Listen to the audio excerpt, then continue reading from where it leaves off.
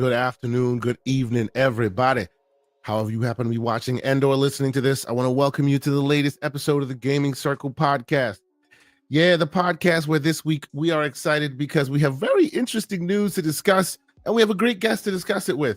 I'm your host, Mr. K. Asante, TKO Asante on all the places we communicate, and I, of course, am joined by my brother from another mother, the man that makes this show run, the man, the myth, the legend, Mr. Everborn Saga. Good morning, sir. Show off that shirt.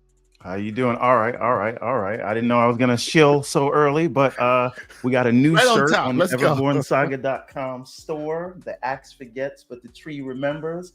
There If you you go. know, you know. This is a quote from Godwin from the comics. This one is made by Adidas. I don't know what finger I'm using because the camera's backwards.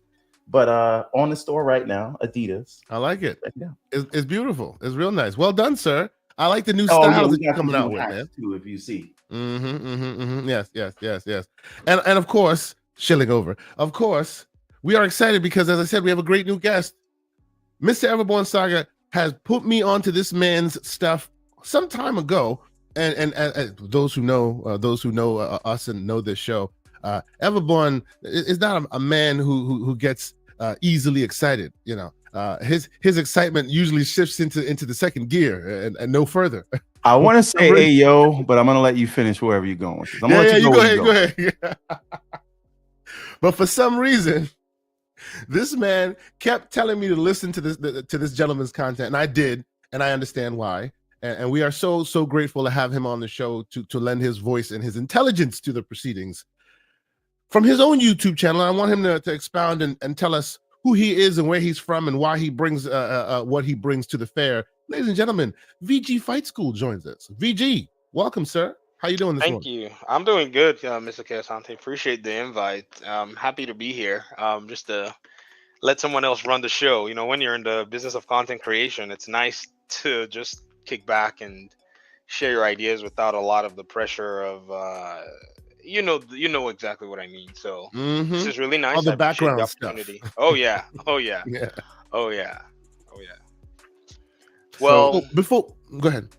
Yeah, you said something about you had a question just now. Yeah. Please, just for those who may not know your content, those who go, hey, you know, well, we have lots of different kinds of content creators on here. Maybe talk a bit about what brought you to this content creation game. You know, why, what kind of content your channel provides, that kind of stuff.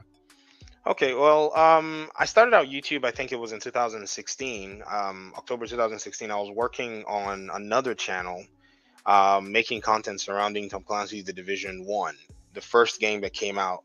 And it was born from the idea, I teach school professionally. That's what that's what I do. And so there was a summer holiday that I had, and that summer break was such a stressful year. We just moved. And I said, I'm just going to take the summer and I'm just going to relax and play video games. But one thing everybody knows is an idle mind can either frustrate you or get you into trouble. So by the end of that summer, I was very frustrated because I thought I wasted my time.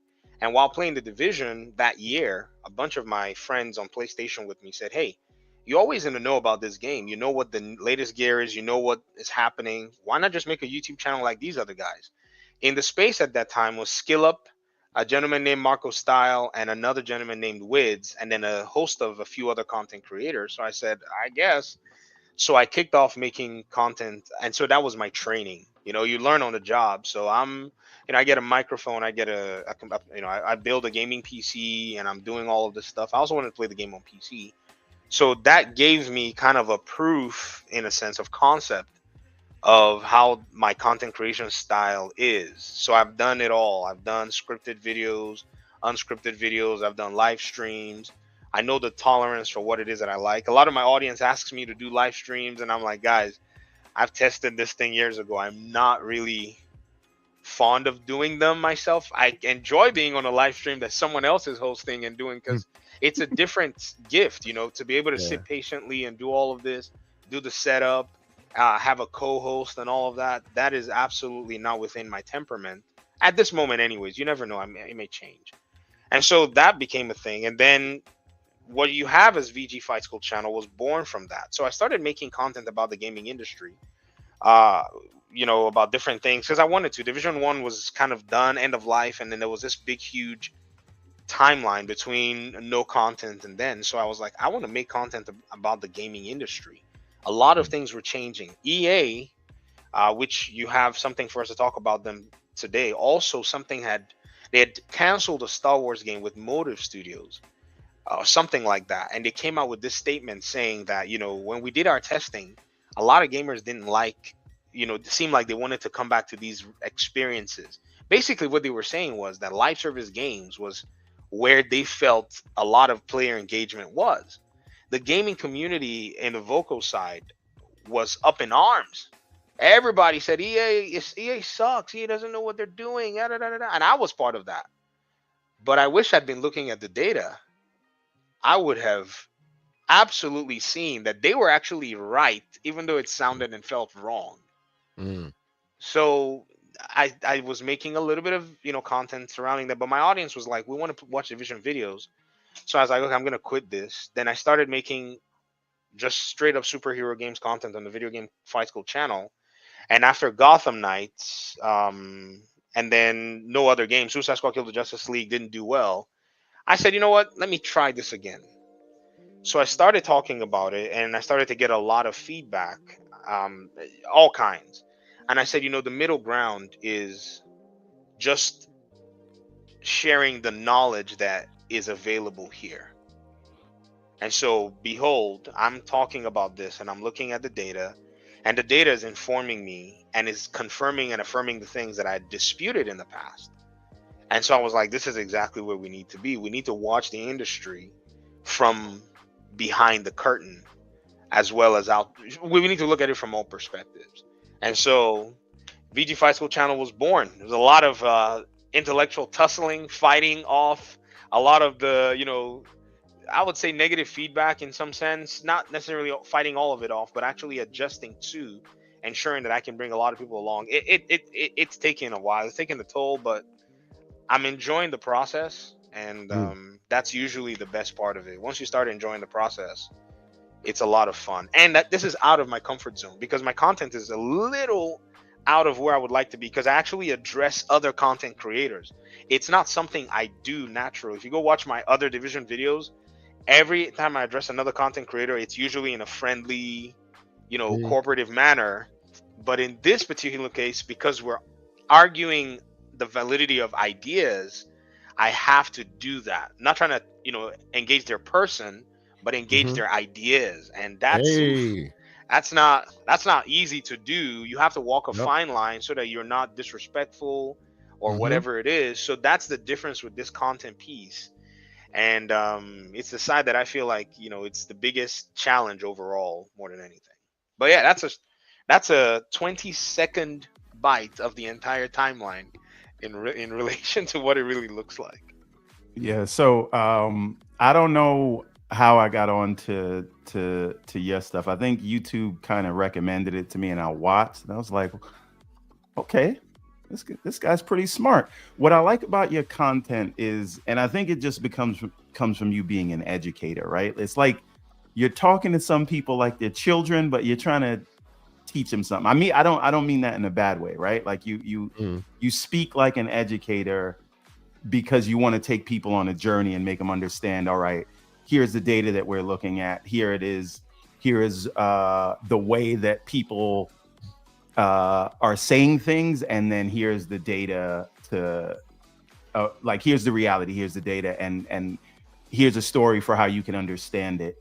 And the other thing is, I need to understand how you do so many videos a day. I wake up at 5 o'clock every morning. There's a VG video right there that was posted 10 minutes ago. I go to sleep at midnight. There's a VG video that just got posted. I'm having my lunch at 2 o'clock. There's another VG video. Like, there are 5 to 6 videos a day. I do not know how you do it, sir. Okay, I'm going to just spill the beans because it sounds like it's fantastic, but in reality it's basically me looking at the grand scale, like what you guys are doing. The way you say you're amazed by what I'm doing, I'm also amazed by what you're doing. You're doing a 2.5-hour podcast once a week, right? So in a 1 hour podcast, right, that's literally 6-10 minute videos of some sort, right? Yeah. In a 2-hour podcast, it's double that and then half that. So in my mind, every day I'm just doing what I think is about an hour worth of content, but I'm also making the content as short as I possibly can in many cases. So 8-10 minutes. I look at an issue and I just speak on the issue like I would just sit down and just shoot, with friends of mine. And so in many cases, I'll do that. Now, over time, you start gathering tools, right? Your bookmarks and you look at a topic, maybe related data. And in real time, I'll even do a search. I'll be like, okay, what was this thing? And I'll just literally right there, search it. I don't do edits much. I'll do an edit once in a while. And so that cuts down. And so having to streamline all the time is what really has helped me, with a lot of this. Also having a family and, kids, and I'm sure, you gentlemen are, very cognizant of this. It really puts you in a real hyper-focused mode to know what your quotas are in terms of that. And 6 videos was not what my intention was. The reason I make 6 videos, I think, a day, maybe some less, was because of how evolving the gaming scene was. I would make videos, and by the time the video is scheduled to come out maybe tomorrow, the whole news has changed. We haven't, I'm just like, that was almost a waste of effort. You know what I mean? And I know there's nothing wrong with that. It's good to have your information updated so that you don't go out there and publish something that is outdated. But I was like, well, if I'm going to make these videos, I might as well publish them so that when the news changes, I just come back and just update what the prevailing knowledge is. So I found out I was making 5 videos already sitting there, and now I'll publish 3 and then stay ahead. So lead time, keeping my lead time, okay, I got to have enough videos because, get up, go to work, come back. So before I go to work, make 1 video. That's just 10 minutes of my morning routine, or 2 videos, 20 minutes of my morning routine, right? And then I come back, make 2 videos. And then when the kids are in bed and everyone's all settled down, make 2 videos. But I have to have enough videos to kind of lead. So on a Friday and Saturday, I'll make a good number of videos to kind of have that lead time, and then I schedule them. I started doing a 4-hour scheduling because I look at my audience makeup in terms of when your active audience is on the internet. And it's usually during the day because everyone's most of the audience is in North America. But I was like, how about my UK audience and my audience from Russia? That's the 2%, the 1%. They can keep those videos rolling until the West wakes up and then continues with that. So I was like, I'm just going to catch everybody at every time of the day that I can catch them. And so I just scheduled the videos in a 4-hour cycle. So basically 24 hours, VG is just talking about the gaming industry. Because everybody else is already has a louder voice, a better reach. If you look at all of the other content creators, and I was like, the only way I can actually make an impact if I'm noisy enough, and that's me making noise, and then eventually dialing down. So when do I dial down? I think I've started testing out my dial downs. There's some days I've done only 4 videos only. And I've done only 5 videos. and I'm watching the cadence as to where, the viewership and what the viewers, prefer. Some viewers have actually even called me out. Hey, what's my midnight video? I'm like, whoa, all right, I'll keep the midnight videos going. Wow. Because some people work, night shifts. They want to listen to, your content. So I've created a taste, and I'm like, okay, great. I'll get the midnight videos, as a regular thing. Maybe I might need to do away with the 8 p.m. videos. So I'm just using all of the cheat code that I learned from the division days to go ahead and, just provide content on this new channel. And there's a lot that's changing. That's a lot that comes out. In fact, honestly, there's a lot that I don't report on because I just cannot. I mean, you can only do so much in a given day. Plus, and I got to say this because my division content creator friends, they know, we know each other and we know our work. The division required for you to actually play the game for good amounts, a good amount of hours to be able to get your gear and all of that stuff. But in covering gaming news, I'm not saddled with that responsibility. Actually, I just play other games or whichever game is relevant that I want to talk about. And that's reduced my workload by at least 80%. So what you're seeing is 20% of my content creation work that I've done in the past.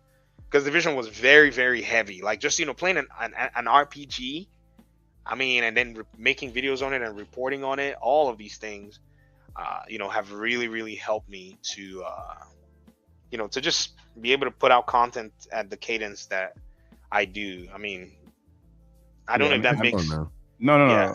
It makes perfect sense. And if you were to include what we do in the Discord, it would be it would be a similar thing. We are in there because a lot of us work from home, the GCP community. And we are in there while we're working, sometimes 8 hours a day.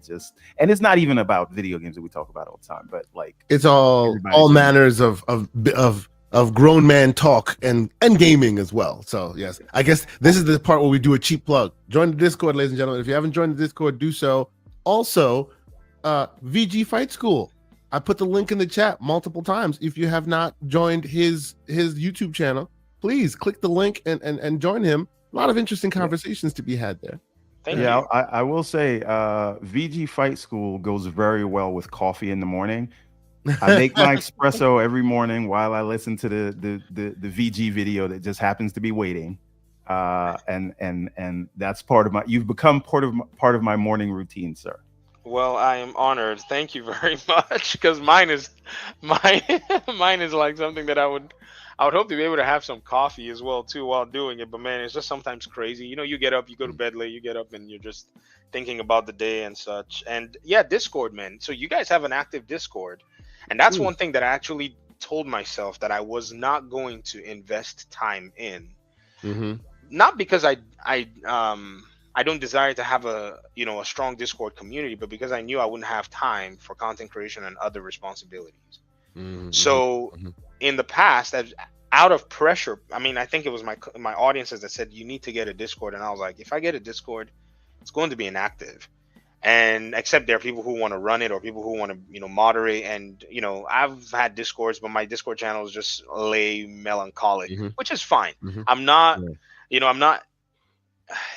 You guys know the saying where the more no's that you can say, the better your quality of life can be. So I just have to say no to a lot. So that's where the 6 videos comes from. No Discord, management. So yeah, if anybody's wondering, if you want to do 6 videos a day, then just sacrifice Discord time and honestly podcast time.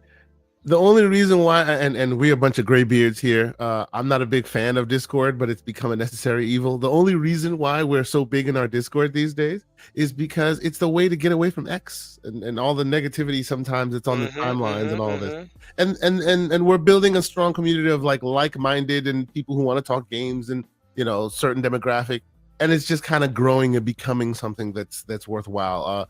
More often than not, we may not even be in our Discord, and we'll come and see that lots of great people have been having awesome conversations. It's become a thing on its own. So, by the way, people, join the Discord.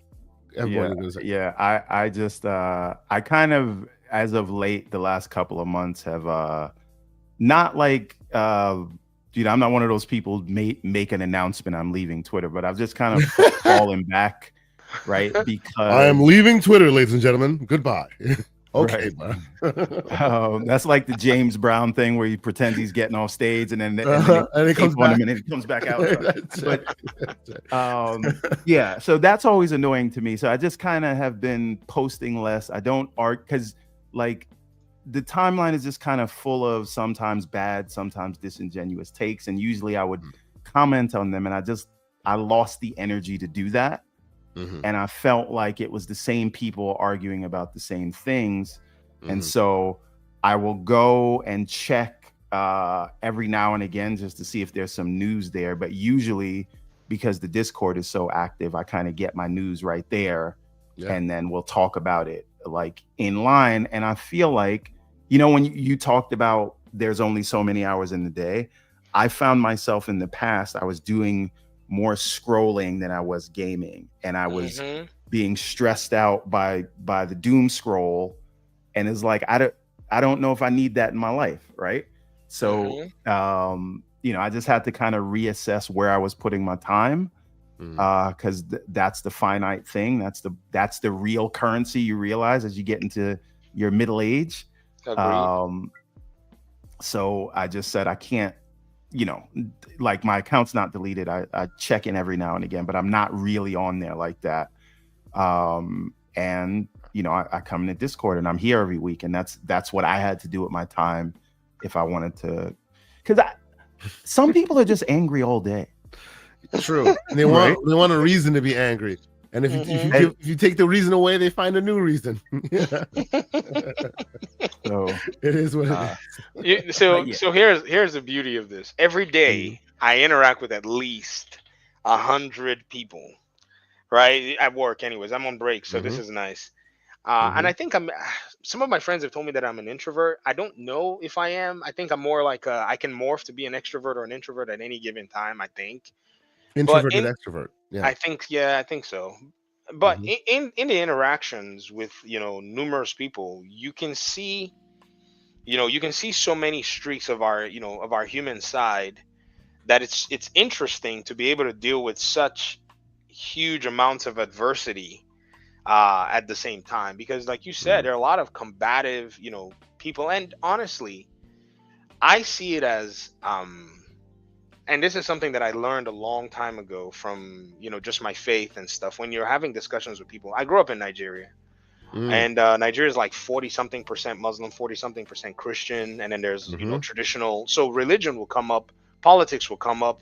There are about 300 people groups. Differences will come up. I mean, everybody. This guy does this thing this way. You do this thing that way. He thinks his way is the best. You think your way is the best. So learning how to coexist and distinctly African. And by the way, I come from Ghana, so I understand. Your last name gave you away.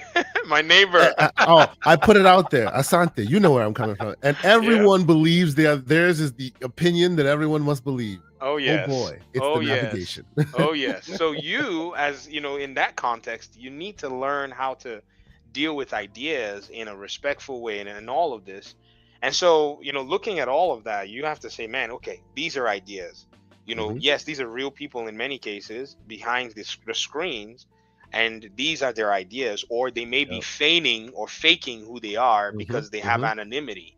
So learning how to, just ask. Sometimes that's why I lead with questions, because I want to know if truly this is your idea, if you're maybe, just wanting to be, abrasive or whatever it is. And I can always tell from their answer.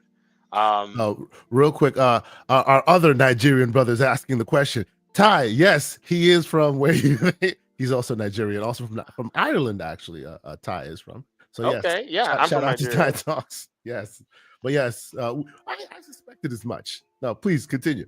Yeah, so that what Everborn is alluding to here, is just one of those unfortunate challenges of our human nature that we have to deal with, because we're dealing, even though we may be talking about gaming, behind gaming and the force of gaming and the entire foundation of gaming is people, the gamers. Yes. So and as we get older, all the isms come with it, even if we're talking gaming, right? And we know the isms we're talking about.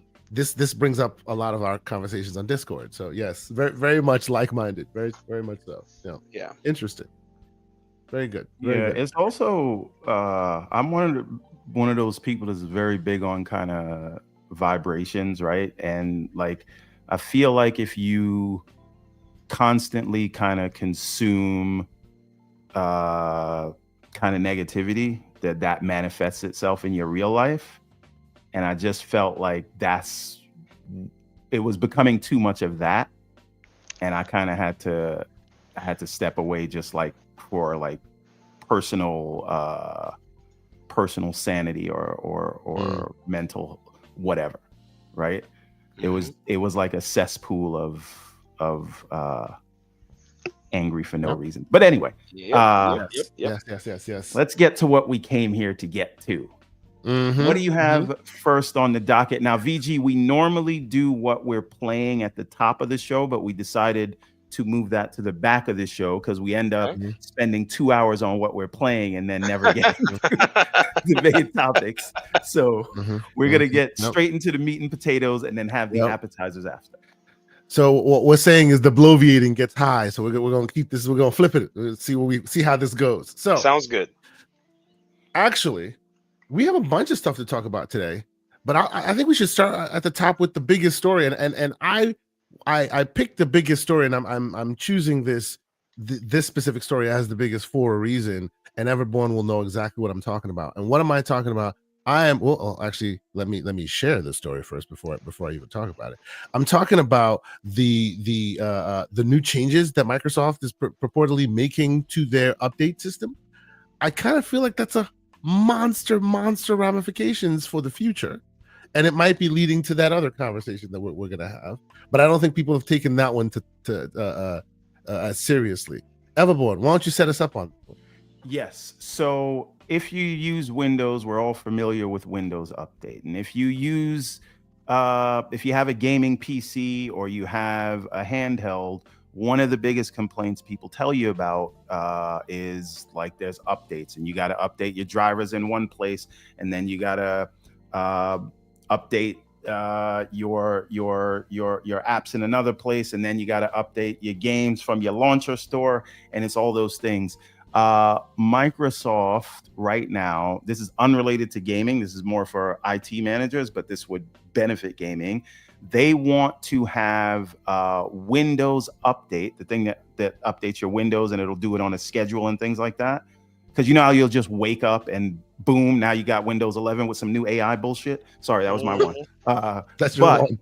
But it does handle it in the background, right? Yeah. And so what Microsoft it wants to roll out is a new orchestration platform that allows every developer to utilize what they've built with Windows Update. So your updates can just happen in the background. And then you can kind of wake up, your drivers are updated. Hopefully they're not broken. But just like, you know, I go on the Steam Deck, right? Or Steam OS or Bazite, and I just go into the settings, do the update. All the updates happen in one place when you're in Steam OS. And that's effectively what this would be. Now in the enterprise space, I'm sure IT managers would love this instead of having to orchestrate their own updates. But I think for the gaming space, on top of all the UI updates that need to happen to Windows, this is a huge piece of getting that sort of ease of use, right? Having it just update everything in the background to the point where you don't have to think about it as the user. Now I should mention, enterprising users can actually do this already. There are scripts that you can run that automatically set up like control schedulers, as what they called, and it'll literally do updates in the background for you. But this is for anyone and everyone, for like developers and normal users to just then be able to have updates happen in the background. And the reason I bring this up first and why I think it's such a big deal is because it really does speak to the other story as far as their desire to make Windows the actual righteous platform for something like a handheld like this, right? Because right now it's not the righteous platform for that. But with all of these updates, seemingly that's where they're trying to head. VG, what are your thoughts on this? How is your experience with using Windows and all of this? Are you a gamer on Windows? Or are you a gamer on console? How does this stuff reach you? I game on PC. Okay. Major gaming is done on PC. I will play on the consoles. The Division clan is on PlayStation. Wonderful group of gentlemen. I've known some of them since the PlayStation 4 days, and but on PC, that's where I've done a lot of my gaming because of content creation. So Windows has been a part of my life for a long time. I think, what was it, when I was in elementary school, the one that my computer teacher showed us, it may have been 3.1. I can't remember. I don't even remember. I don't even remember. But I know 95 was the one that I was cognizant enough to be like, oh yeah, and then 98, and then all the others. But I think what Microsoft is doing from a business perspective is they're leveraging the low cost and low impact. And I just thought about this, and it may sound crazy, but this is what I think. It's my opinion. They're leveraging the low cost and the low impact of Asus's drive to want to capture a piece of the hardware market to streamline their software before they get into the business. It makes sense. Asus is a hardware company. Asus is a daring company. They're the guys that'll go out there and make the crazy, insane item. I mean, their GPUs, the their triple laptops, screen things. yeah, they yes, are absolutely. insane. Yes. And so it's like Asus wants to make a handheld for gaming, they've probably looked at everybody else and said, okay, we've done one with the Windows, and what can we leverage even more? Or maybe Xbox walked up to them and said, hey, you want to make a branded partnership or whatever it is, and they jumped on the idea. Well, what's that thing going to run? It needs to run some kind of a Windows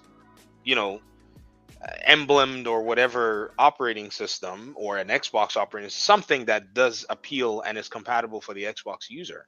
Well, they're committing to the hardware and the manufacturing process and the distribution process and all we have to do is just keep doing what we're doing, Microsoft thinks in their minds. And so pay the developers. We're already paying our developers, right? Hey guys, everybody, let's get back to the drawing board. Let's streamline this software to be able to work as cleanly as it possibly can on any hardware device that is willing to run it. So the traditional Windows is the best starting point. And so what are the biggest concerns that users have had for Windows? I think that's why we're seeing these things. This is based on my assumption, and I think I'll be safe to assume this, is that Microsoft is pulling from its user experience data in terms of feedback from customers to go ahead and streamline their Windows operating system to do it all. It's a wonderful opportunity for them from their software side. I'm not even looking at their gaming side. It just happens to be there's a crossover now. They're looking at the potential market that they have access to. Phil Spencer's dream of 3 billion gamers. He's probably gone up to the Windows guys and said, hey, we have a mutual, benefit possible here. And everybody is on board and on deck to get the job done. So looking at that handheld space and looking at the whole PC space, it's a solid move. Even a gentleman that has been somewhat critical of Xbox that worked in the gaming space, I will leave names unmentioned, even he came around, and I had to wipe my eyes and say, wow, he said this was a good move. I mean, I don't think Xbox or Microsoft needs his approval, but just seeing how even he thinks that this is a solid move is because of his experience. And if you think about it from even the game developer side, everybody stands to benefit from this overall. So I'm glad that maybe gaming might be one of the catalysts to have pushed them this way. So that's what I'm seeing so far anyways. I would love to get my hands on this Asus ROG thing with Xbox, but I would love for it to also be very centered on exactly what it's designed to do, gaming. I don't want to say anything like, oh, they need to cut down their operating systems capabilities and go say something insane, which they probably need to do for handheld. Like, okay, does any of you have a Steam Deck? I have almost every handheld out there these days. Perfect. Yes. The Steam Deck has a handheld mode and a desktop mode. Perfect. There you go. Right? So if you notice, the desktop mode has its own use cases and all of the above. I strongly believe that what they need to just do is pretty much create some kind of a handheld layer for any hardware that runs Windows 11, and it will answer a huge slew of the third-party hardware question on the preliminary level. Now, as to their own, personal hardware, that's a different conversation. That's like an Xbox handheld. That's a whole different conversation. That's something that, and we're gonna get into that, by the way. We're gonna get into that handheld talk. I think we need to pick that one apart. Before we get there, I just I'm coining a new phrase here. And as you know, I also think the move makes sense, and we'll get into the critiques of it later.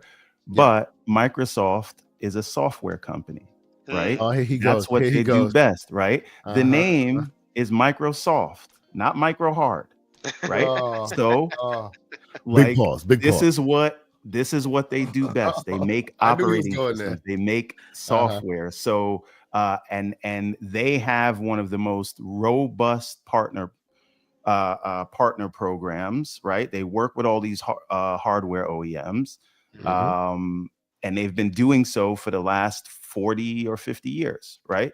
So it makes sense. PC gaming is bigger than ever. Console is converging with PC, right? We're not in the days where consoles had bespoke hardware like PowerPC or cell processors, right? Those days are long gone, And so ever since Gen 8, when Xbox and PlayStation moved to x86, you notice you'd had more parity in terms of content with console and PC. And so now that we're going in that direction, and when we look at where the growth on PC is, it makes sense that this is the logical path for a company that happens to have the largest gaming platform on PC, right? It's like 90 some odd percent, 97% of PC gaming happens on Windows. So why not take advantage of that? But we'll get there. One properly. Let's close this one out. Do we see a world where, much like consoles, you can turn your machine on and there is no Lenovo installer, there is no NVIDIA installer, there is no all the various plethora of installers, but they all fall in line and do it the way we want? Or is this just one of those situations that will fall by the wayside because everybody still wants to do their own thing? What do you think? I'll Everborn. Yeah, so this is something that, like, if you were a UWP app, you could have taken advantage of. Yeah, this seems to be along the line of UWP. Yes, right. But the difference is now this is going to work with anything, right? It's gonna if you got a MSI file, you got an executable, whatever you have that runs on Windows should theoretically just be able to run through this and let sort of Windows handle it instead of you having to schedule over the air updates, right? And I think it could become a standardized thing, and it does not require you putting your app in the Windows store, and that's an important part of it. So I could see people allowing that to happen. We'll see it, I think, in enterprise first. And if that goes well, I think then you'll just see the outside apps do it. You'll see Adobe do it. You'll see hopefully NVIDIA and all these guys do it. So devil will be in the details, but I do think this is something that a lot of people will want. VG, what are your thoughts? You think this is the step to that holy grail, or once again another Microsoft almost situation? Oh man. Okay, so. Okay. How do I put this? I'm a PC purist in a sense because of the decentralization of the platform overall. That decentralization. You like that? Yes, that's exactly where I think, and this is also my opinion. That's where I think the platform is stronger to keep the companies honest and keep the gamer protected in a sense. Because the moment ASUS starts to act out, you can always call on Lenovo to hook you up because they want to capitalize on areas that they see as weak, from their competitor. And this is what I think has really made the PC ecosystem, one of those really fun ones at the end of the day, right? So the unified aspect of things, yes, we'll see some unification, but I think it's going to, everyone's still going to be looking out for their interests. You know what I mean? Like an Xbox. Okay, if Xbox were to, and this is something we're supposed to talk about later, if Xbox was to make its own Xbox branded handheld, it would have to have a huge distinctive factor from the others, at least, to appeal to Xbox gamers who want to buy it, right? ASUS, Lenovo, MSI, they all know their market and their audience. They've been selling other products to them. So they would also want to ensure that they continue to market to those audiences. And many of them may not necessarily have the goal in mind to have that unified system as well. They may want the flexibility to be able to dock and go into desktop mode and all of these other things. So I think everyone's going to have to still appeal to their markets. And, maybe there'll be some, like I said, that small, thread that joins everybody together. But I don't think that thread is going to weave into a big, huge rope anytime soon. It's just going to be these little things where it's like, okay, like, you have every handheld, right? And they have their unique selling points. They have things that are unique to you. So, and I think each of them, yes, exactly. So they know that you like these individual features, or these individual aspects to them. And so yeah, they'll go for it. Actually, you know what? To that point, like so I'm testing out the MSI Claw right now. This is the MSI Claw. I have the Legion Go. I have a bunch of different devices. Each of them, to your point, has this unique feature that for someone like me who has all these different handhelds, I wish they could combine all of their strengths into one that does it all. But each of them does their thing specially great, and then everything else around it is lackluster. So you always end up using this for this and using that for that. It's a very odd place we find ourselves. It is, and it's simply because, like I said, they all want to appeal to what it is that they feel like their consumers, or they feel like a consumer maybe testing out the market would like, in a sense. So that's why I didn't buy any other handheld once I got the Steam Deck. I was looking for the unified, and which is weird. As much as I say I like the decentralization, just like you, I want my device to have everything that I can. So once I got the Steam Deck, once I got the Steam Deck, I looked at everybody else and said, what do you have that I need? Nothing. What do you have that I need? Nothing. And I just said, no, I'll just stick with my Steam Deck. My Steam library is entirely accessible from here, even though I would love to access my Good Old Games library and my Ubisoft library. When I fire that thing up on my Steam Deck, there are all these methods and it's not compatible. I would love to see that, all come together. But I know that it's only one more handheld away for, you know what I mean?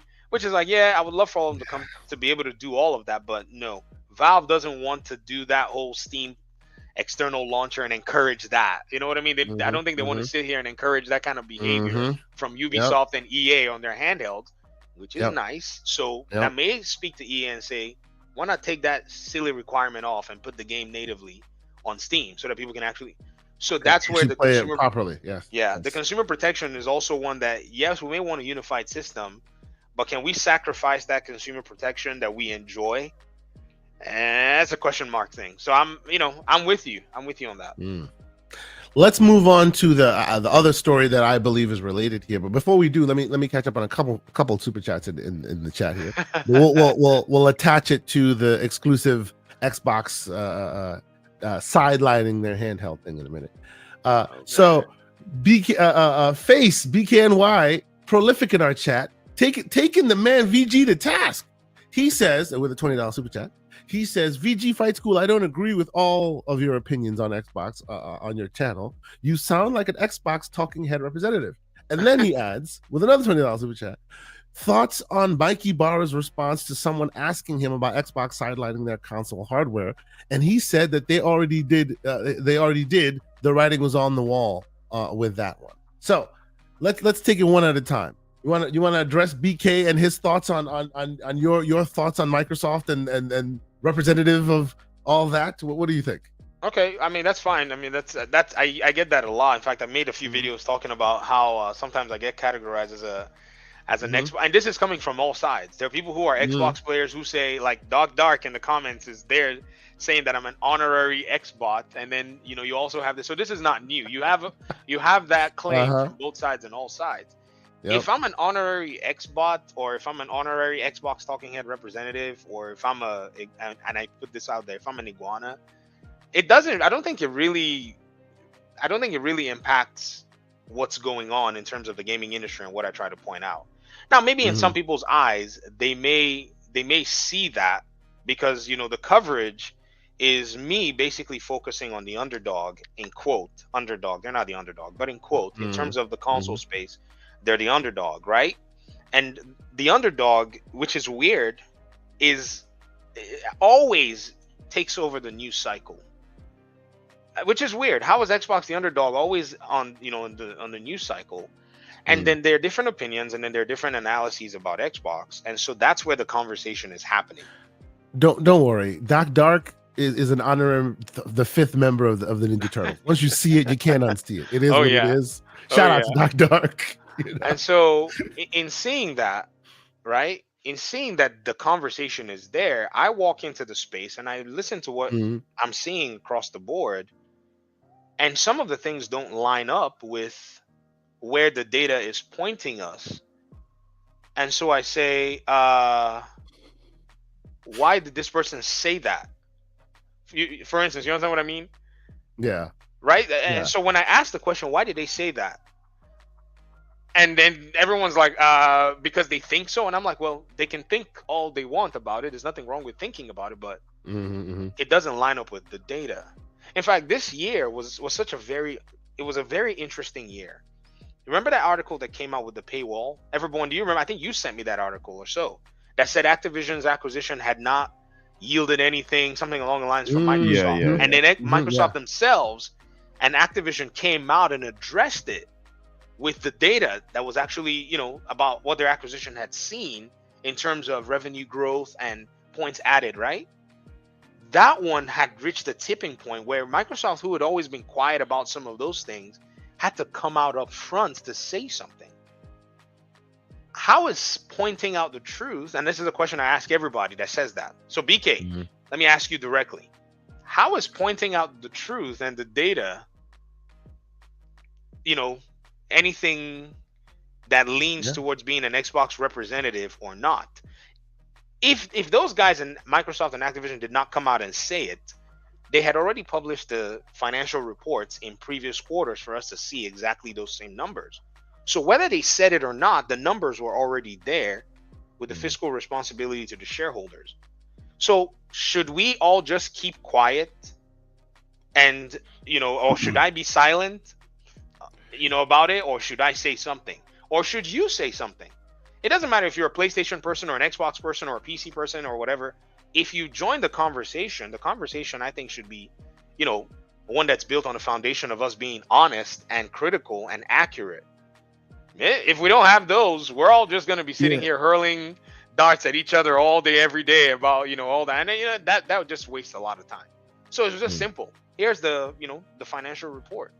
So that's, you know, that's to that particular question about being a Xbot or an Xbox representative, talking head or whatever it is.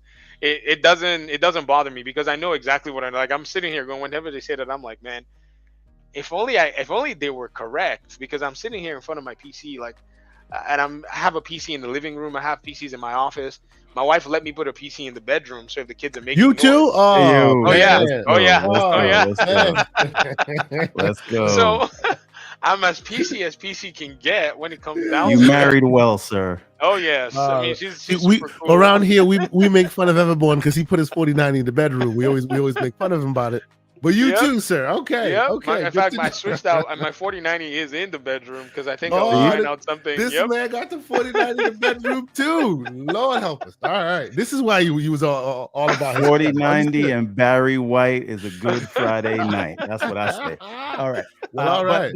But to that point, I think like, you know, we always get into a difficult place when we say, well, you're saying something, you're commenting on data or a statement and challenging it.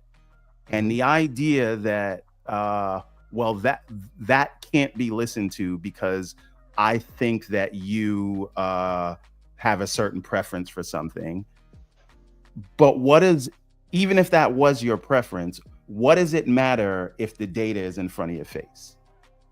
That's the question that I've been asking, right? And that's why I've said, if I'm an iguana, if I'm freaking Eddie Murphy, you know, what does that, you know, what does it matter? Yes. And you know, and sometimes, you know, a lot of things, and they're fair questions as well to poke through it. And you know, honestly, and I'm gonna play a whataboutism just for a short bit. I wish PlayStation got half this amount of scrutiny. Back to the topic.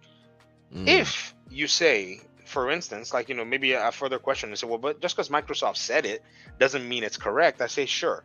But how can we basically, you know, find out the integrity of what executives are stating, right? Actions. Well, VG, just because some random person on Twitter said something doesn't mean it's true either. So statements need to be vetted. Assertions need to be challenged, and we just see, you know, where the debate takes us, right?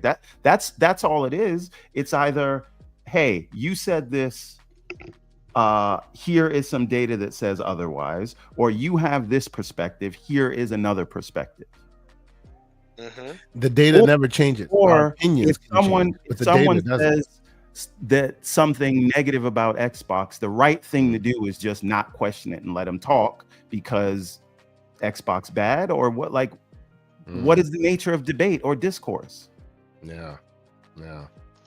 Yep. So let's continue, because the super chats are building. Let's address the second part of Face BKNY's super chat. He asked for our thoughts on the response that from Mikey Barra, basically saying that the writing was on the wall. He expected it the whole time. The fact that they went the hardware agnostic route was to be seen from a long time ago. Do we disagree with that? I think that's been the goal. It's just how fast they get there, right? And I don't know about you, but Xbox has been dead for a decade, right? You've been alive and dead for a decade. You know, yes. Sure. That's definitely where they were going. And I think I'll go back to something that Phil said, which is ABK doesn't change our plans; it just accelerates them. And that might be what you're seeing now, right? Because at the end of the day, right, Activision, a company that had... Hold on just a quick moment. Okay. I'm sorry, I don't mean to interrupt, but Dr. Dry Rub is being crazy in our chat right now. The man just dropping all these codes, including Elden Ring Night Rain right now. Shout out to Dr. Dry Rub, brother. Wow. Well, all right. If you got that, shout out to Dr. Dry Rub, and because that is his name, I can say that, and I feel unabashed. But it's not just that. I see Death's Door in there. Death's Door is in there. Potential game of the year 2021. We got some other ones in there too. He's not playing. Salute to the man. Yeah. Shout out to you. Thank you so much. We appreciate you coming here and giving of such great codes to the community. We appreciate you, man. Thank you. So I'm sorry, you were saying, continue.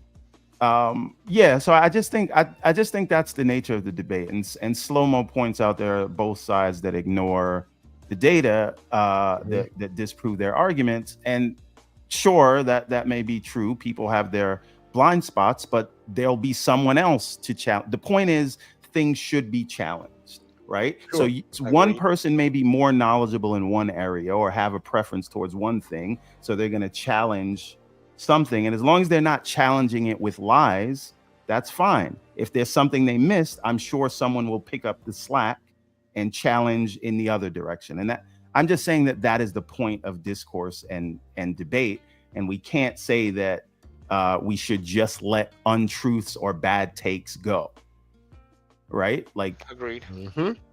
Agreed. And something that's really interesting too is, again, at first, I started just, putting out the data and all of that stuff. But I think what's happening now is that the narrative is changing. But, I also have to admit that everything can change, because it always changes. I should be number one aware of that, because, think about how, we thought one thing and then all of a sudden another thing has happened. We thought this handheld was going to be coming as soon as possible, but then it's like, no.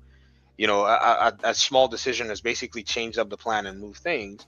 But we need to continue to look for, because the gaming industry, number one, is operated under a shroud of secrecy in many cases.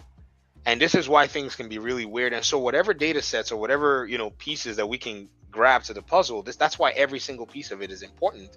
So I'd say, by all means, verify the information. You don't have to take my word for it. You don't have to take anybody's word for it. Go ahead and verify the information. Like, some people say they don't trust Phil Spencer because, according to them, or according to maybe past events, Phil Spencer has said things that have not gone through. But many of them are not taking into account the reality that things change in the business, and sometimes you have to pivot from things that you've said before. Because if you say that, I can also point out, even executives from PlayStation making business claims that have drastically changed it. What is this? King James version? Has actually changed in the past, and in a more recent time from what it is that they said as well. So going on to just verify information at every step is, in my opinion, the best way that we can get down to It's healthy. what we. Yeah. Yeah, it's the way to go, and we need to do that because again, everyone's got an incentive, to be first. Oh, I want to break the news or whatever it is. But just like Denzel said, what did he say?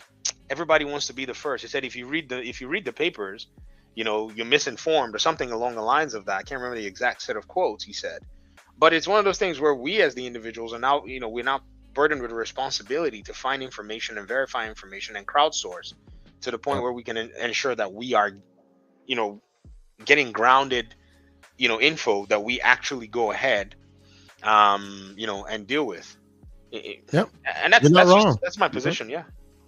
Yep. Yeah. Let me catch a couple here. I don't want to lose the thread, but they are building. So let me just get through them real quick, and then we'll get back to it because there are a few interesting nuggets I want to kind of pick apart a little for you guys. So first, the great Sycamore 7 $5 super chat. He says, well, it sounds like VG is a Steam Glizzy lover. My father Gabe has many rooms in his house. Welcome, sir.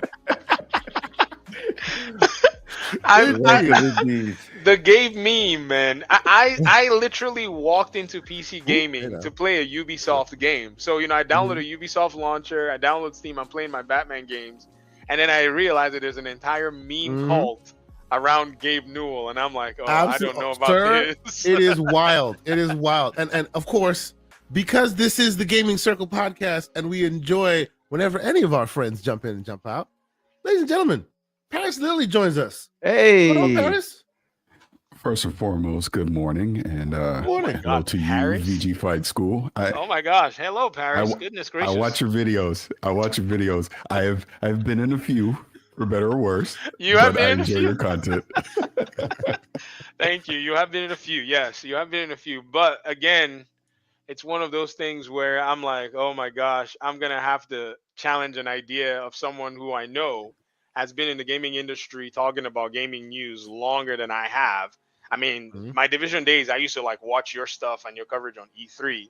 So when I had to basically go at that video, there was a lot of, okay, I'm going to have to do this. But I'm glad that you're here. It's nice to actually chat with you in person. Goodness. No, absolutely. And if we could stick on that, what you just said for just a second before going into all that Xbox stuff, that's why I popped up. I appreciate that because I think again, social media is not real life, but what I think a lot of people don't realize is you may say something that you believe in that moment. And then kind of what you guys were talking about before, like with Phil Spencer, things change. So then what you said is no longer valid. So being able to challenge something like that and bring it up, that's totally fair game. I mean, that's the whole point of doing this. You're not always going to be right about the things that you think or your opinions on something. I guess someone pointed out to me, one of my faults is I'm very definitive in the way that I talk. So people are like, well, you said, and then that doesn't happen. So then they come at you, and that's all fair. That's just Paris. Is it time to get the pitchforks? Yes. Here's the thing. I'm glad you said low that. Blow, sir. No, it's not. It's not actually. It's not. Because I meant what I said, and I still mean it. Yeah. Nothing's changed on that. If you are a fan of Xbox and they sold you on exclusivity, which was the reason that you bought a Series X, and now you're seeing Halo and Gears and everything else on a PlayStation, and you can't afford to go buy a PlayStation, you goddamn right you should be mad. 100%. There's that is valid. They changed their strategy in the middle of a generation, not at the end, not, hey, as we go into this next one, we're going to do this. No, in the middle of this generation, they switched. So if that bothers you, that is 100% valid to be upset about that. Yeah, Paris, and to that end, right? Not everybody buys. Most people don't. Not everybody buys consoles for exclusives, and whether they should buy them or not, the fact is some people did buy them for the promise of exclusives. True. And those people are whatever. My point in making the joke is people. You might be clipped the most in things that you've said in a podcast or the other, and people are holding on. to whatever you say, just waiting for the moment, waiting for the that time. moment. Yes. Here's how they'll I be look at 90 it. years old, and they'll go, see, it finally came. I have it now. I'm just like, Here's how I look at that. Clearly, the stuff that I say must matter to you if you're worried about the stuff that I say. That's all. So I take that as a badge of honor that my opinion must matter on some level, that you will literally clip it and hold on to it, just waiting for that moment to bring it back. Because I even go back to all the Bethesda stuff where I'm like, hey, you don't spend $7.5 billion to not change something. And clearly in that moment, they were talking exclusivity and play where Game Pass is and all that stuff. When you have the literal CEO of Microsoft Gaming publicly acknowledging the things that I said, that tells you I wasn't wrong in the moment. But then they spent $80 billion on Activision, and that changed everything. That's all it is. And to the point about, and I made that, I was on Rand and Jed's show yesterday for a little while. I was listening. Yeah, I know. I heard you. I heard you, Mr. Microsoft Hard. Yes, micro hard. Yeah. Yes. It should be macro hard. Micro hard. This is going to be the next T-shirt. But the thing is, like, people get too caught up on whether something was a lie or whether they meant it at the time or it was true at the moment. And I to me, I just look a little bit past that. To me, it doesn't matter whether someone meant well. It doesn't matter whether it was a lie or it was true at the time. It doesn't matter what the intention was. My issue is when you keep making these statements, and I know that things on the ground may change, what you say becomes less valuable because I can't really take it to the bank. You're saying this because it's true today or because it's aspirational, but what good is that to me if your strategy is going to be so malleable? So I say, okay, he says that, we'll see. And that's always what it is. And you think if somebody comes to you, like you got a family member, right? And they keep coming to you, say, yeah, I'm going to do this. I'm going to go get that job, or I'm going to go do that thing. And then it just doesn't happen for whatever reason. At a certain point, you just say, okay, cool. Right. And this is my point, right? Whether it is his fault or not, whether it is true or not, the more he speaks and the more things don't come into fruition. And you heard the show, so you heard what my examples were yesterday. In the course of 15 months, you've said 5 things that were completely about-faced on. And so I don't know if it matters if you were telling the truth at the time. It's just now I got to look at you like somebody who's just saying what they need to say in the moment. Yeah. And into that. And if I could jump on that, because I did hear what you said yesterday, and I may or may not have said this privately to some people too. Phil should stop talking. I said this a couple years ago. He should stop talking because it goes into everything that you say. PlayStation and Nintendo does not get the grief that Xbox gets because their leadership is not public facing. They don't talk. They just, this is what it is, and then people accept it. But the fact that Phil will publicly talk. Pushback. Let me finish this one part. And then I want to hear your pushback. Sure. The fact that Phil goes out and talks about things that he wants to happen versus this is 100% locked in going to happen is what gets Xbox in trouble, in my opinion. So you should just stop talking. Look, and the quick pushback I have to that is, that's kind of like saying we can't have nice things because we just can't have nice things. We're too immature to have nice things. You know what I mean? Like I don't want to live there. I want to. I don't either. but think about it. Think about it. If Phil would not, on his own, not pressed, volunteered about wanting a handheld. Oh yeah. Wanting third-party digital stores on their platform. If he didn't volunteer that information, no one would know any of this. Exactly. And none of this would be a factor in the equation. The fact that it was a factor at some point, and the fact that it's no longer a factor, no one would know it at all because he expressed interest. It became part of the zeitgeist, and now it's gone. I'm interested. I'm interested in a line of thinking with Phil as an individual, his psyche as an executive, and also his personality as a gamer. I think at heart, he what makes him distinct is that he is and has always been a gamer. So things that are exciting to a gamer seemingly are exciting to him. Mm-hmm. And yes, he will speak, in my opinion, sometimes maybe, he'll just speak and say some things on the fly. And he seems like he's genuine about what he says, right? And so when he said the handheld thing, I didn't take it as any kind of confirmation or any unveiling of any secret plan or whatever. And that's, I think, another thing too is, to what Paris is saying is, whenever he says something like that, it creates expectations. And so when things change, and like Everborn said, it can create disappointments that gives opportunity for Xbox to basically take on, a lot of flack compared to other executives and other, platform holders as well. So VG, to be fair to those who have that position though, Phil has kind of brought himself to this firing squad a little bit. He loves people picking stuff apart to the point where he puts like strategic things in his background so that people can spend weeks dissecting it. You know what I mean? So he dark, loves that so back dark and Phil is a real thing then. Dark Knight know? Phil Spencer is a real thing then. Okay. And it's part of that fun community. Like it's cool to see that cool controller. Oh, it was on his shelf the whole time. I think this is the unfortunate byproduct of that.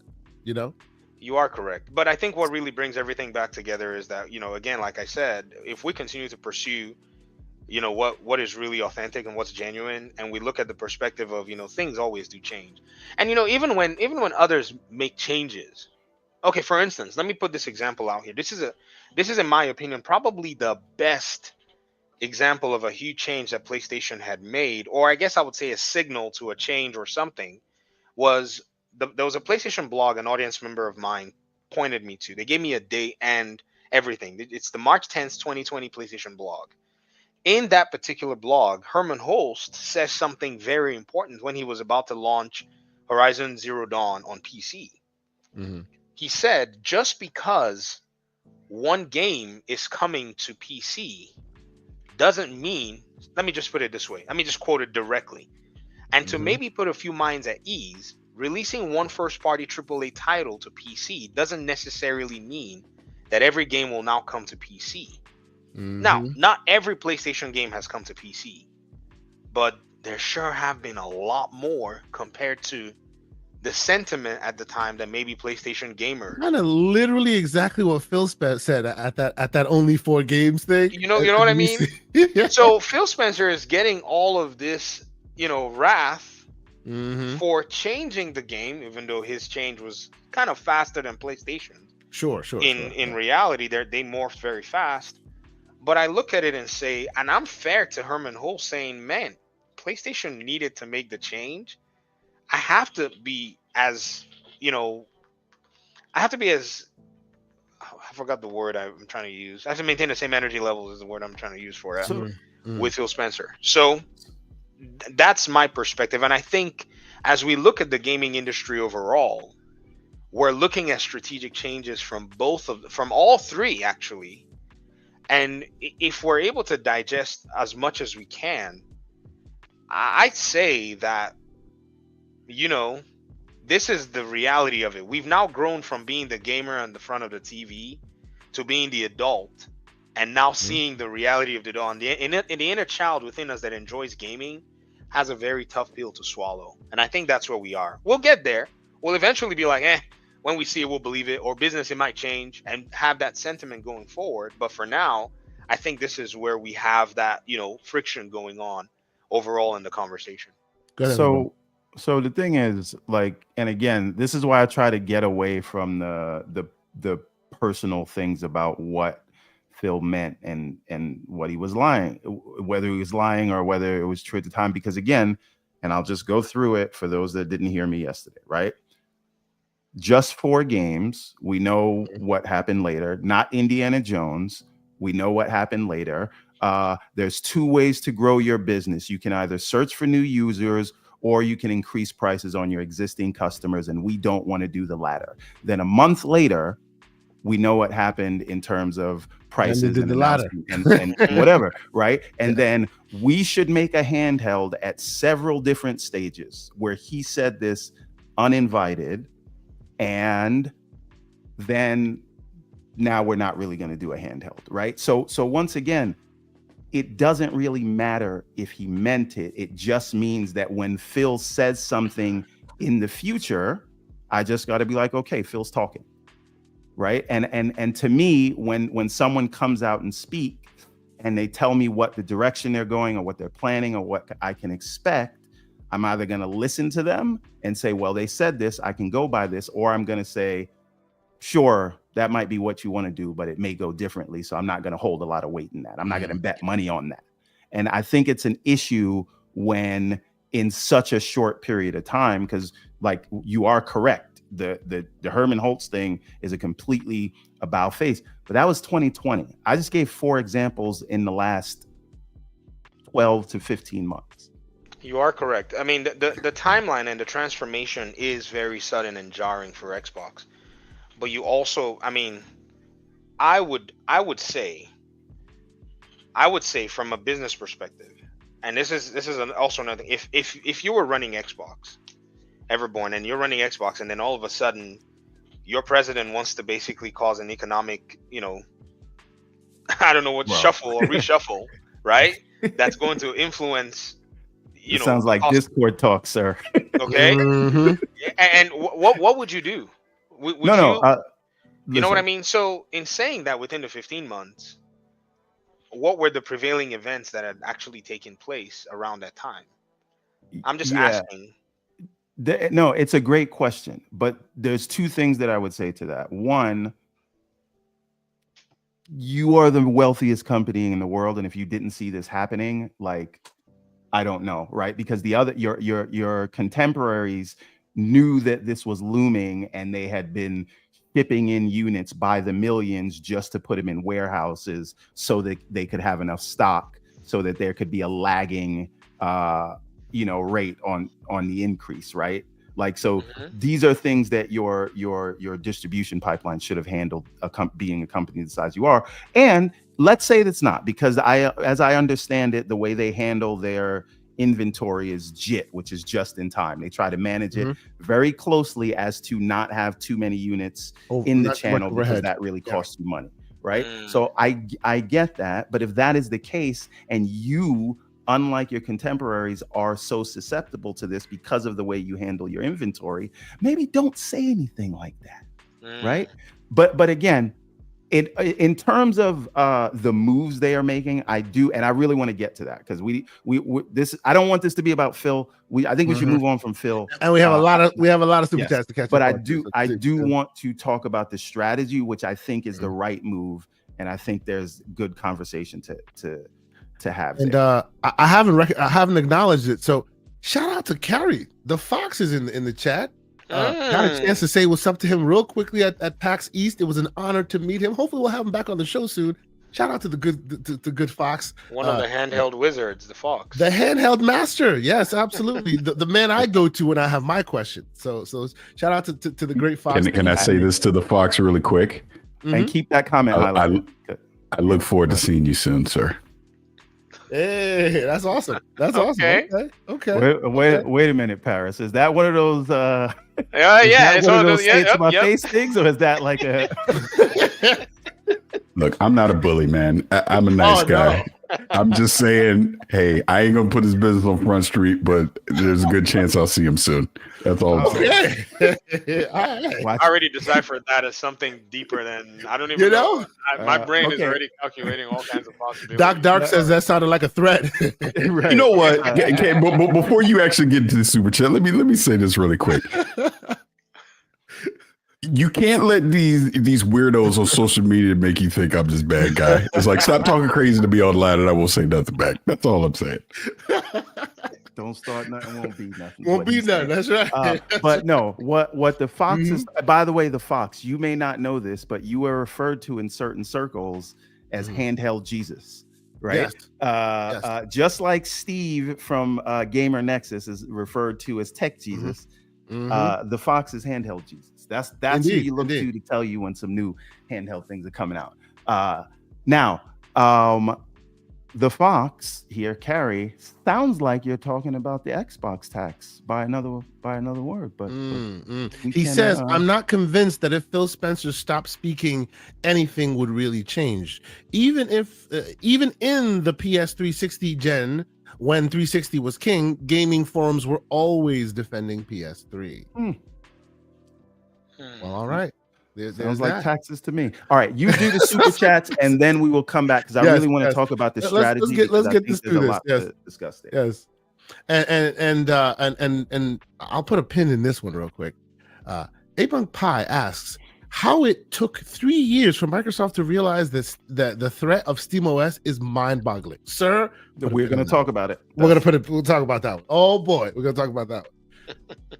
The great Doc Dark, the honorary fifth TMNT member. I swear I cannot unsee this, bro. I'm sorry. With a $5 super chat, he says, donating to what? To PETA? For how bad VG be abusing ponies. Wow. I know a bot when I see one. Oh one of us. Fantastic.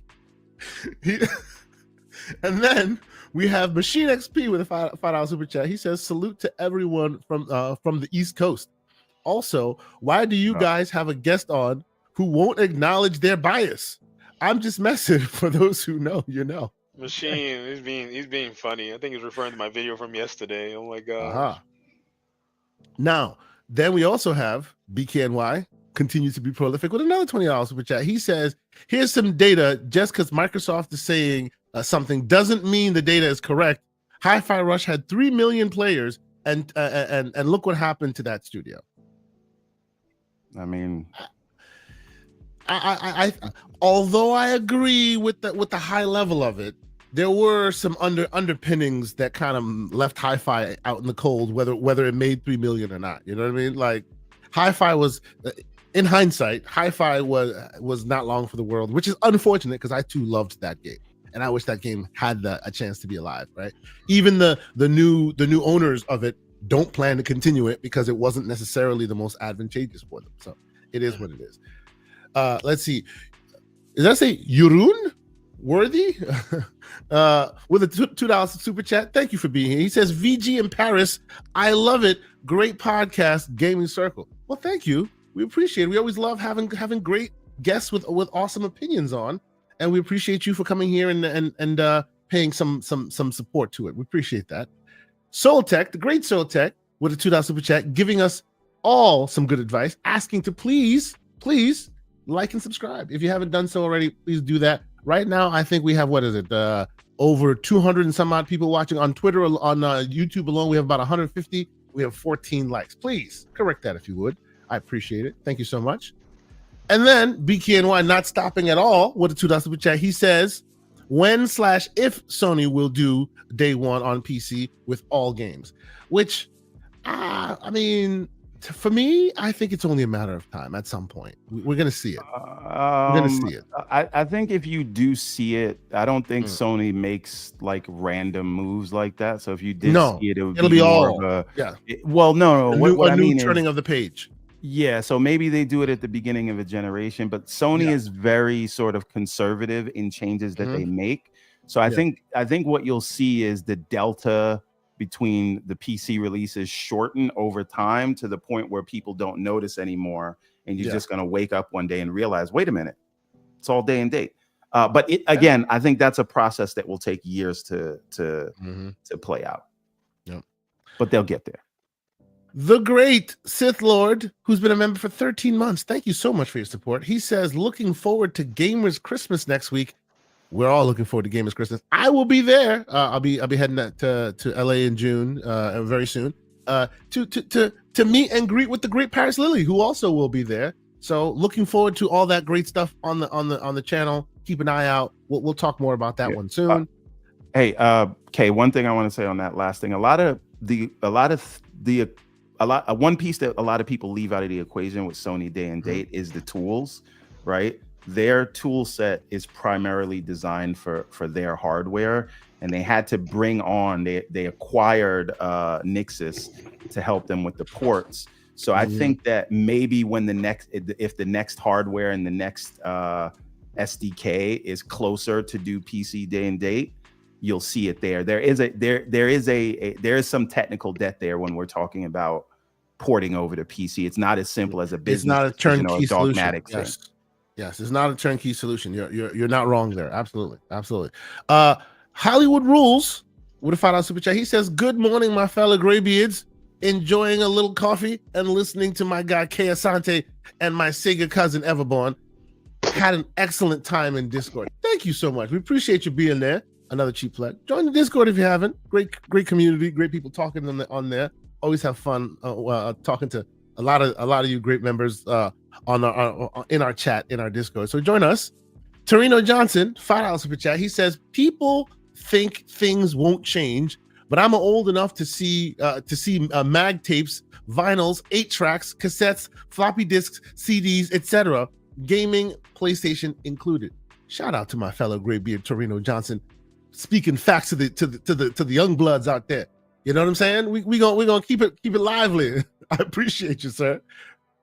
And then Hollywood Rules with another $5 super chat. He says, "Love this time of year. Completely agree with Paris and on Phil and company talking. Needs to pull back on the public speaking stuff.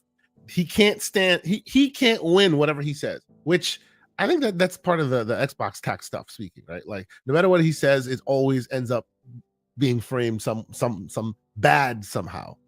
JD Gamer, the great JD Gamer. We haven't seen you in a while, brother. I hope you're doing well. He's here with a $10 super chat. He says, "Good business people should know that you don't get to be $3 trillion business by giving away money, which is what many in this community continue to ask of Xbox because it's part of Microsoft." Do I have to get the T-shirt?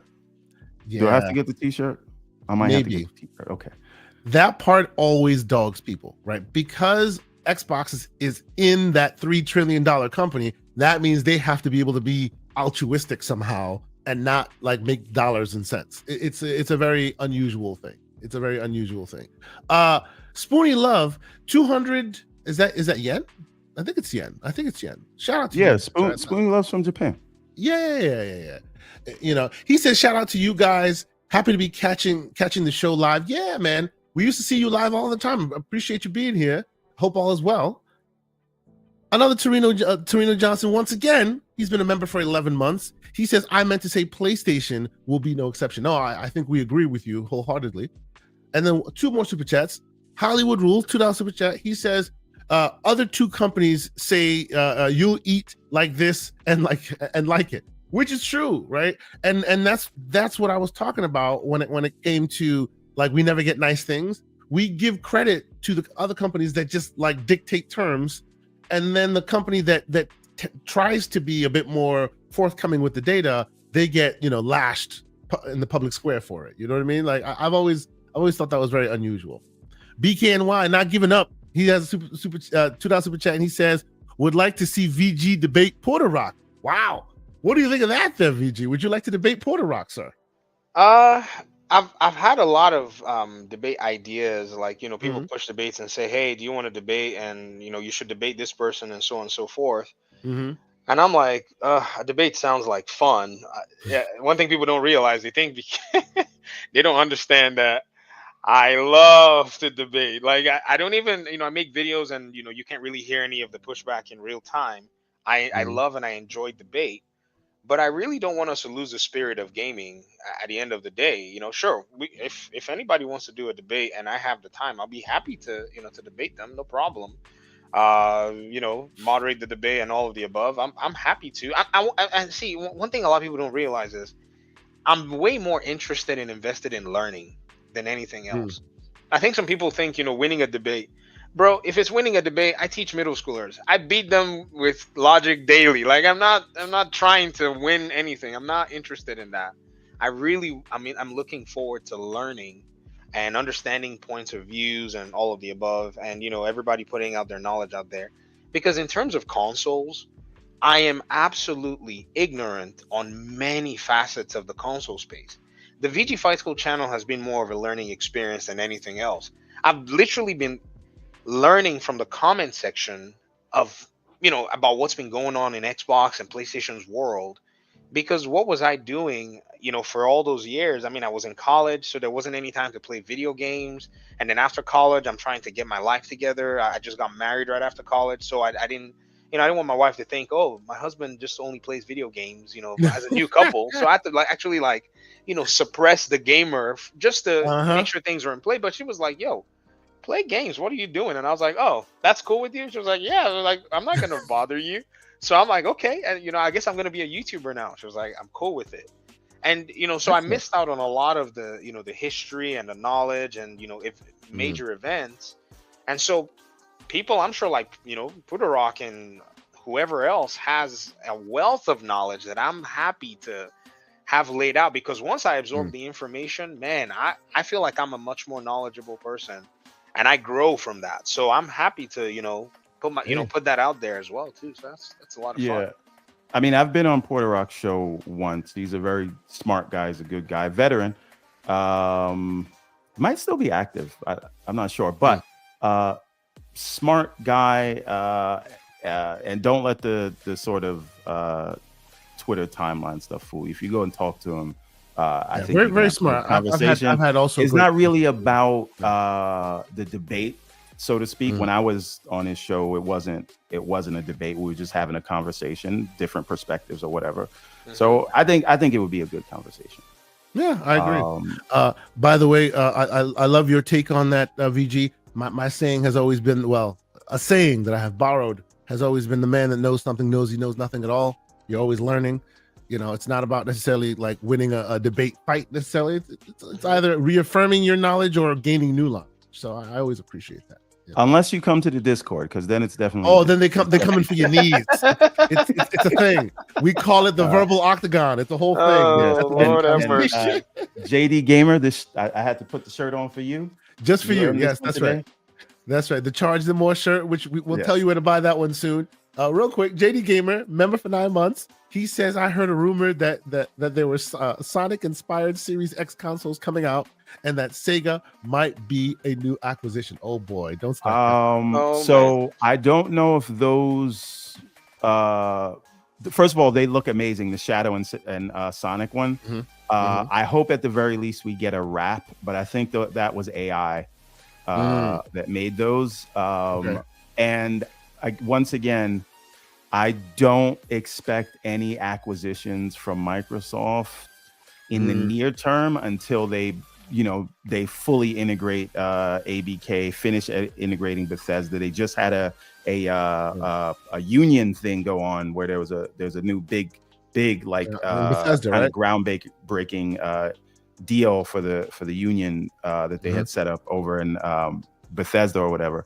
So I think there's a lot that they have to do there. They got to extract all the value, turn that well-oiled machine into like the money printing machine you're talking about. And then, if something comes on the table, I know the regulatory environment has changed. I know they've gotten through the FTC stuff, but I don't know, in a time right now where the gaming industry is kind of contracting and people are having to rethink headcounts and things like that. I don't know if they want to take on another company full of employees at the moment.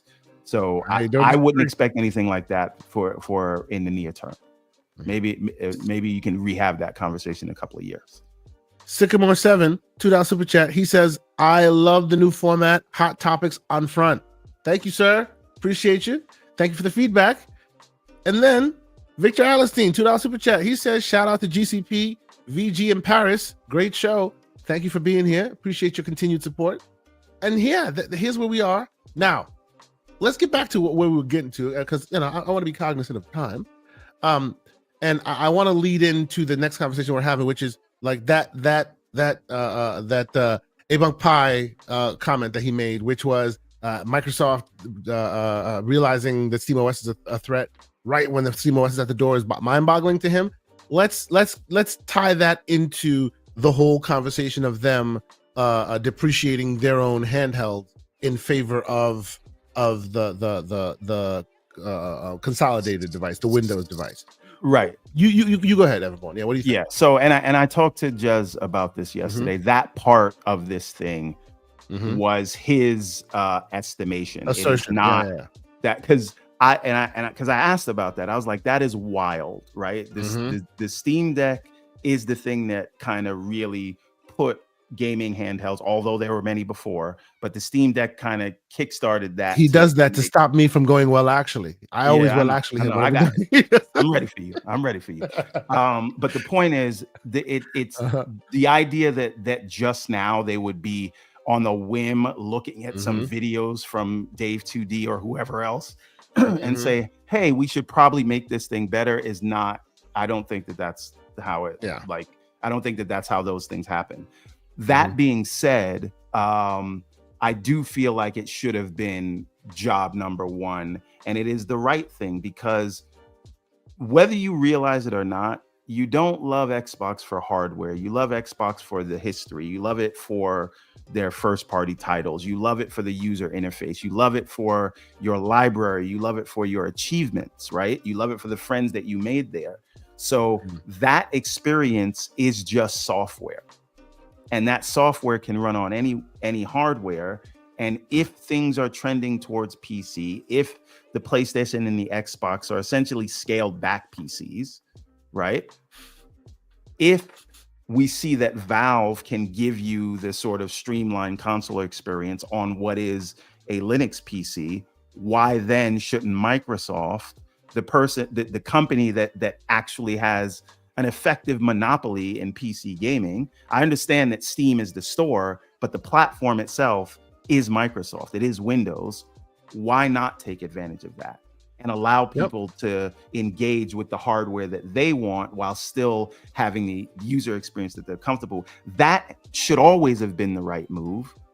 My question is, why let it get this far to where you're making your own and then decide now to pull it back? So I agree with the thinking. I agree with the logic. It is, how'd we get this far before you realize, hey, the full focus should be on this? And I want to say one more thing here. Just think about this as a business person, right? The strategy was, we're going to do for Gen 10, there's going to be an under the TV, more traditional box. And then there's going to be a handheld, but also we're going to work with partners. Now, if you are a partner, if you're Asus, if you're Lenovo, if you are MSI, if you are Zotac, whoever, why should you invest your resources into creating a Windows based handheld when Microsoft is going to come and undercut you in 2 years? When Valve is offering a free OS right now, right? And so the way that you keep your partners happy, who you need, because you really want to transition the liability of hardware to them in the long term, right? And they don't really have experience making consoles or under the TV boxes, right? They make laptops, they make desktop PCs, right? So if you take that out of the way and you put your full focus on the updates that you're going to make to Windows, now you keep them happy because you're not undercutting them, and the hardware that you are releasing is not something that they typically do anyway, so you aren't stepping on their toes. And now in all the markets that sort of, just like logistically, Xbox is not huge around the world, right, in terms of physical footprint, like devices in stores. But you know what is huge around the world? Asus, Lenovo, MSI, right? So they can get into the retail spaces around the world for you, using as they do today with your PC operating system, with your game-focused operating system, which is just the PC operating system, hopefully, and this is just a mode. They can get into those markets for you. And now, and I'd also just say this other thing, right? A lot of people don't realize this, and they think, Microsoft's going to get out of the platform business and just be a third-party publisher. But before ABK, Xbox brought in In 2023, 15 billion. In 2022, 16 billion. In 2021, 15 billion. This is more than Nintendo brings in revenue-wise. Now, Nintendo has higher margins because their hardware is less expensive and they have their budgets under control a little bit better. But they make a lot of money on their platform, and the biggest draw on their margins is the hardware. So it makes sense for them to want to offload that. So it once again, it is the right move. They happen to own Windows, and so for them, more than anyone else, this makes sense. It is just that, why were you even making your own handheld to begin with? Well, I guess the question is, why were you talking about it in the first place? Can I jump in? Yes. Yeah, I want you to jump in. To me, this is likening, and there's a bit of public speak versus what's happening in the background that may be a little different, that I think may be a factor in this equation here. To me, this, like the time I remember feeling this way about this story was when Naughty Dog went, we kind of didn't want to build a live service game after they'd been building a live service game for like 4 years. And you're just like, head scratcher. Maybe you should have thought about that before you spent 4 years into it. You know what I mean? What do you think this, all of this, like what this means? Because what they're saying, or what is purported to be said by Jez, I see why, I see the rationale, but it's just fraught with a lot of PR nightmares here. What are your thoughts? So when I was given wind that Jez was going to report this, I wasn't surprised, and here's why. So a few weeks back, I was up in Microsoft, and I was asked, none of this is under NDA, so I can openly talk about this. I was asked to sit down with the corporate vice president for Windows and devices. And the topic was about gaming, how can we better curate gaming on Windows, aka bring the Xbox experience to Windows. What is it that I thought they needed to do, and all that goes with that. So long story short, great conversation I had. Steam was a big topic during that because I was just bringing up that Steam OS, what Valve has been able to curate over the years and bring to the Steam Deck, and now that we're starting to see on third-party devices, is ideal. And in simple terms, I hit the power button, it brings me into that UI experience. At no point am I forced to leave that UI. I am on that UI. I can play all my games. Updates happen through that, everything. What currently happens on Windows, whether you're on a Rogue Ally or whatever, in a handheld thing, first, the UI experience is still cumbersome. They know that. They're working on it, trying to fix it. But it's about curating the Xbox experience so that is the first thing that you see when you turn on that power button. And you're in your games, your updates are happening through that. You are never forced to go to a Windows desktop. You never need to see the core Windows experience unless you choose to do so. So again, having that conversation and going through all that, I deduced at that point, it's about the software. It's not about the hardware. The fact that they're already partnering with an Asus, they're probably going to have other announcements with Lenovo, things like that. The hardware is irrelevant right now. If you don't get the UI experience correct, if you don't get that in comparison to where it is a true rival to what SteamOS is doing, I don't care how great the hardware is. I don't care what CPU on it, APU, all that. It doesn't matter, because people want ease of use. So them, quote unquote, pushing back their own internal handheld and focusing on, let's get the software right. Let's get the UI experience right. We already got partnerships lined up. That hardware is going to be available to people. We can obviously learn even more from that moving forward, because again, you got to remember, their handheld was going to be whatever their next gen is going to be.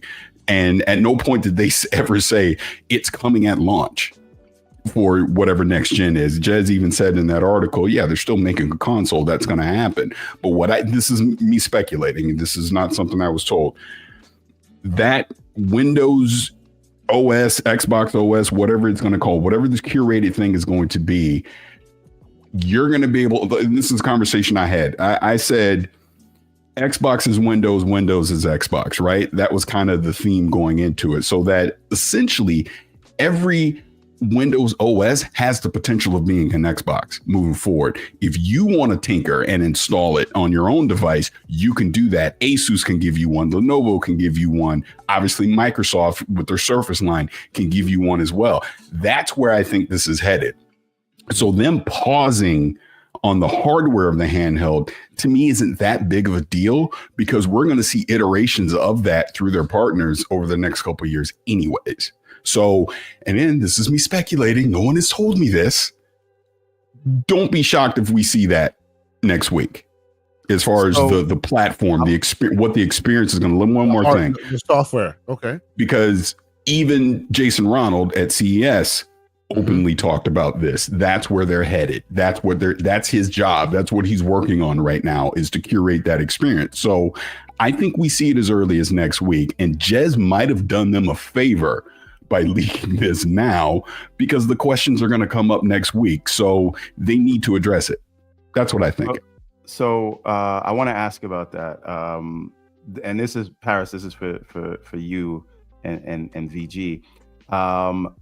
If the idea is that they need to kind of double down on the software experience, if that is not ready yet, hence the reason they need to double down on it, should they release the partner device now, because first impressions are everything? And if it is not ready for prime time, is it wise to put that device out, giving people an impression that could paint their perception of such a partnership going forward for all your stuff, right? There's a lot of people, and I said this yesterday, there's a lot of people that don't even realize all of the strides that have been made in the Xbox PC app, because it was their first experience with it was very bad. Was right? Garbage, and it still and has a never ways looked to back. go. Yep. But people have long memories.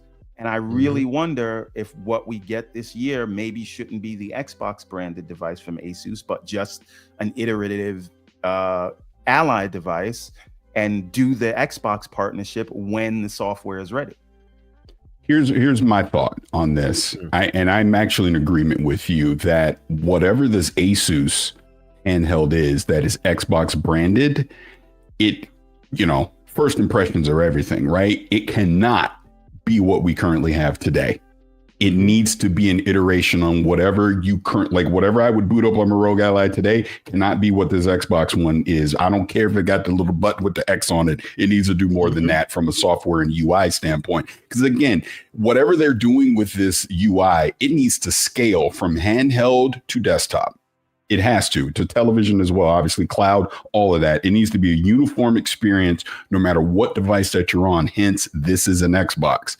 So it could be a thing of, all right, we're going to show it. We're going to show where we're headed. Like, this is a preview. Yes, we've partnered with Asus. I'm convinced they're partnering with Lenovo and others too, but we're partnered with Asus. Here's we're going to preview it on this device. I don't necessarily know if a preview is a good idea to something you're asking people to spend $700-800 on. But if it's not ready, then you need to be crystal clear that this is still a work in progress of where we're headed. Because if you're not, you're just setting yourself up for people saying, well, I don't want this. I'm just stick with SteamOS. Why am I buying this? I'll just use SteamOS because I can play my games the way I want. The only reason you would get a Windows device right now is Game Pass. Is if you're using Game Pass. Because if you're not using Game Pass, or you've bought your games through an Epic store or whatever, if you have games on Steam, SteamOS is the preferred experience right now. But if you're utilizing Game Pass and obviously the other Xbox services that you would get on PC, then I understand it. I get why. But for me personally, I currently would rather have SteamOS because the Xbox experience is not up to snuff. The only pushback I'll give you on that is, and this was a conversation we had a couple days ago on our Discord as well, where people were saying it's over because now SteamOS is a viable option. It is, but it's still not ready for prime time just yet, right? In what way? Anti-cheat is a big problem. Yes. You cannot play anti-cheat on there for multiplayer right? stuff. Yes. Secondly, Valve is 300 people, right, who are working on a open source flavor of Linux. Their compatibility layer is like preschool compared to like Windows, right? What people hate about Windows is also what people love about Windows. You can put it on a hardware from the 90s and it's still perfect. Even with Valve saying we can now support it, they didn't even support the first gen Lenovo Legion. They only say the Go S. Their compatibility, their support is not where it needs to be if they're going to take on the giant and juggernaut that's been building compatibility since the 80s, right? They're there, but there's some serious problems that will stop them from being a real competitor. What excites me is they could have done this for years now. Valve has been sitting waiting for this to happen. They're a very small company, but the fact that they're doing what they're doing now tells me they are ready to finally tackle some of those problems. But with them saying it's now available to be installed, it's not ready for prime time. There's still a lot that they need to work on. You can't play Fortnite on this thing. Here's my pushback to your pushback.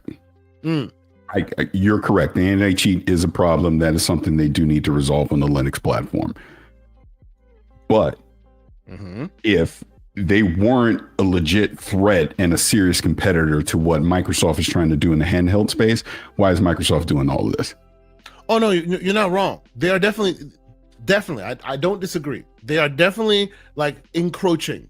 The question is this, right? What and we have this conversation with ARM versus x86 all the time. All the time. It yes, is, yes, absolutely. There's a convergence point, right? Who will solve what first? Will Valve solve compatibility? Because remember, it doesn't work at all with NVIDIA GPUs, right? Like you can, but you just may randomly wake up to a black screen and have to reinstall the whole thing, right? And the reason for that is that AMD drivers are open source, whereas NVIDIA drivers are proprietary and not open for the open source community to get to work, right? So are you going to solve NVIDIA? Are you going to solve anti-cheat? Are you going to solve like Bazite right now has more device compatibility than SteamOS. And again, this is the nature of them starting small. They're a small company. More people worked on Avowed than work at Valve altogether, right? This is the scale we're talking about. And so here come Floodzilla since we start talking about Linux. But my point Penguins is representing. So will Valve solve compatibility before Windows solves the UI issues and UI, right? And who will get there first? Because the reality is, and I think this is why people are wondering, well, why did it take you 3 years to get here? I think what Microsoft knows, what they've always known, is that it's been the year of Linux since 1986. There's your slander, Flood. It doesn't matter. Windows keeps chugging along. And once again, if you look at the Steam survey, 97% of people that play Steam play it on Windows, not Linux. And that's because of compatibility. And because they know that whatever they do, most people will still be playing on Windows. I honestly think that's why they're dragging their feet. And I'm not in favor of that. I'm saying that's why this hasn't been more of a priority sooner, unfortunately. VG, you've been quiet. What are your thoughts, sir? Oh, me, I've just been enjoying the conversation. I'm just absorbing what is being said. You're a Steam Deck user. What are your thoughts with Valve encroaching in the waters of Microsoft? You think they're there, or what are your thoughts on it? I have to be honest. I think everybody's taking it slow. It's a heavy investment to go into hardware and software at the same time, and Valve, I think, did a good job. In fact, till now, Valve still has that, beta participation that you can, sign up for on your Steam Deck to, participate in different versions, different builds of new features, and so on and so forth. So even in real time, Valve is still, product testing while iterating as well, and we are, in a position to beta test for them and give them feedback and all of the above. And something that Paris said was, if they are going to be launching this handheld, without all of its iteration in full, they need to be very clear, like, hey guys, this is where we're going with this. However, I think they still need a basic functionality. For instance, if you power up a Steam Deck, there's already a stable build that can iterate everything you need as a handheld user. Like it's all there. You can It's access there, your ready to games. go. Yes. It's there, ready to go. So Mhm. that I think is at least the bare minimum that they'll need in terms of their MVP to make available for their hardware when it's launching. With Asus. Currently, I don't have, and that's why for this conversation, I'm a little like my brain continues to spin with that little buffering thing because I don't have any other handheld. So I don't have any knowledge of any experience with You don't play. I know you're a big Division fan. Division is not on Steam, right? it is on Steam, but you use a Oh, it is. Ubisoft launcher for it. Okay, yeah.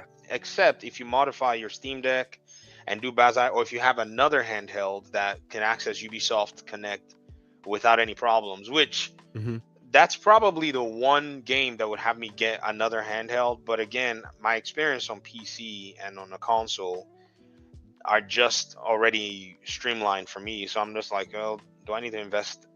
I've already More invested all time and this money and all more that. time, yeah. So that's where the challenge is, and then that's why when you think about, okay, so first of all, I guess let me ask this: you have a Rogue Ally, right? And I know this is probably gonna take a little time. What is the experience? You used to, okay. What's the experience like? I don't know if Paris can tell me what the experience on a Rogue Ally is like when you turn it on. Okay, great. Does it just boot up Windows, or is there like when you open up the Windows app? What does it do? I don't know. So when I power on right now, currently I'm dual booting it because I have Steam OS on it as well. But when I boot into Windows, I'm literally looking at my Windows desktop, and then I go to either the Xbox app, or you can go to the Asus. Oh my God, why am I blanking on the name? Same you know kind what of I'm talking about. Yeah. And then I go into that, and then that'll show me all the different digital stores that I currently have installed in there. And I can go there. Again, it works. I'm not saying like, oh, this is just this terrible experience. It works, but you're essentially in Windows.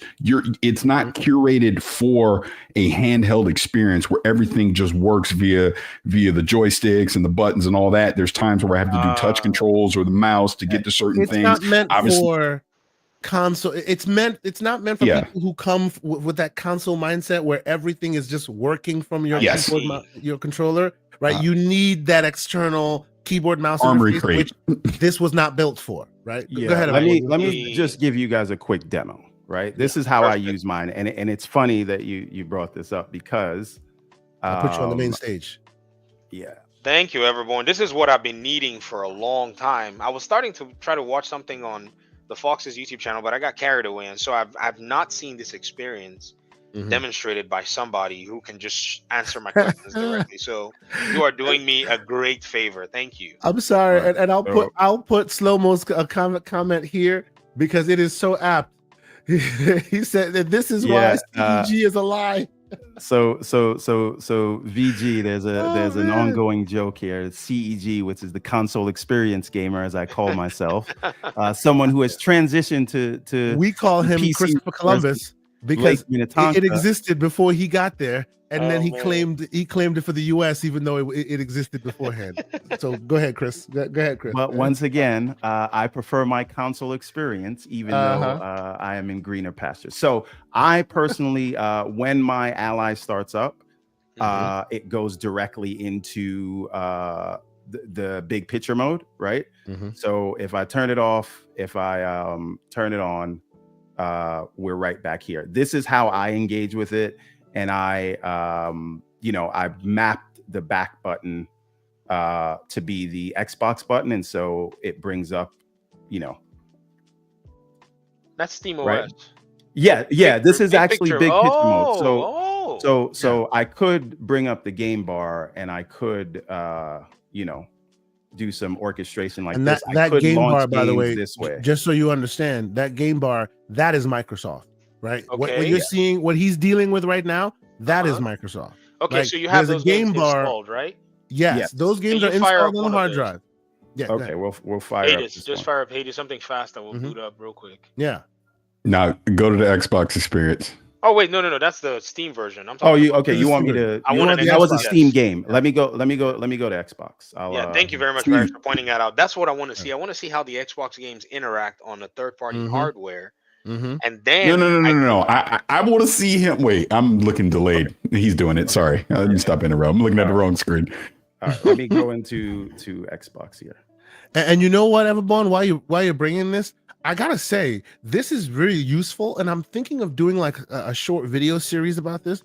A lot of people don't know what the Ally looks like. A lot of people don't know what the MSI Claw looks like. A lot of people don't know what the Legion Go looks like. And believe it or not, they're all different, right? They do different things, and some of them are better than other things. And I feel like it might be useful for people to see that and it'll help in their purchasing decisions, because a lot of it is software. A lot of it is very good software, and that is a factor in the equation. you might have to launch Velatro from cloud, or do you have it installed? There you go. I think I should have it installed. Okay, I want to see this. This is what. Oh man. Go. Okay. Yeah. You start it up. It has a splash screen. Boom, you're in it. That's it. And control schemes. When I installed Windows on my Steam Deck, what I noticed was I couldn't control some games like Power Wash Simulator. I couldn't use the traditional Steam controllers on that Windows interface to just natively control the game. Is that a problem? When did you do that install back? Yeah, there was some driver issues at the beginning. It was last year. It wasn't too long ago. Okay. Right. And just so we'll come back to the game bar, and I'm running Balatro, so I can use the game bar to kind of close it, and then we'll end up back here. Wow. Well, as I say, they've made a lot. When it works, it's great. It's okay, great. guys. Yeah. Okay.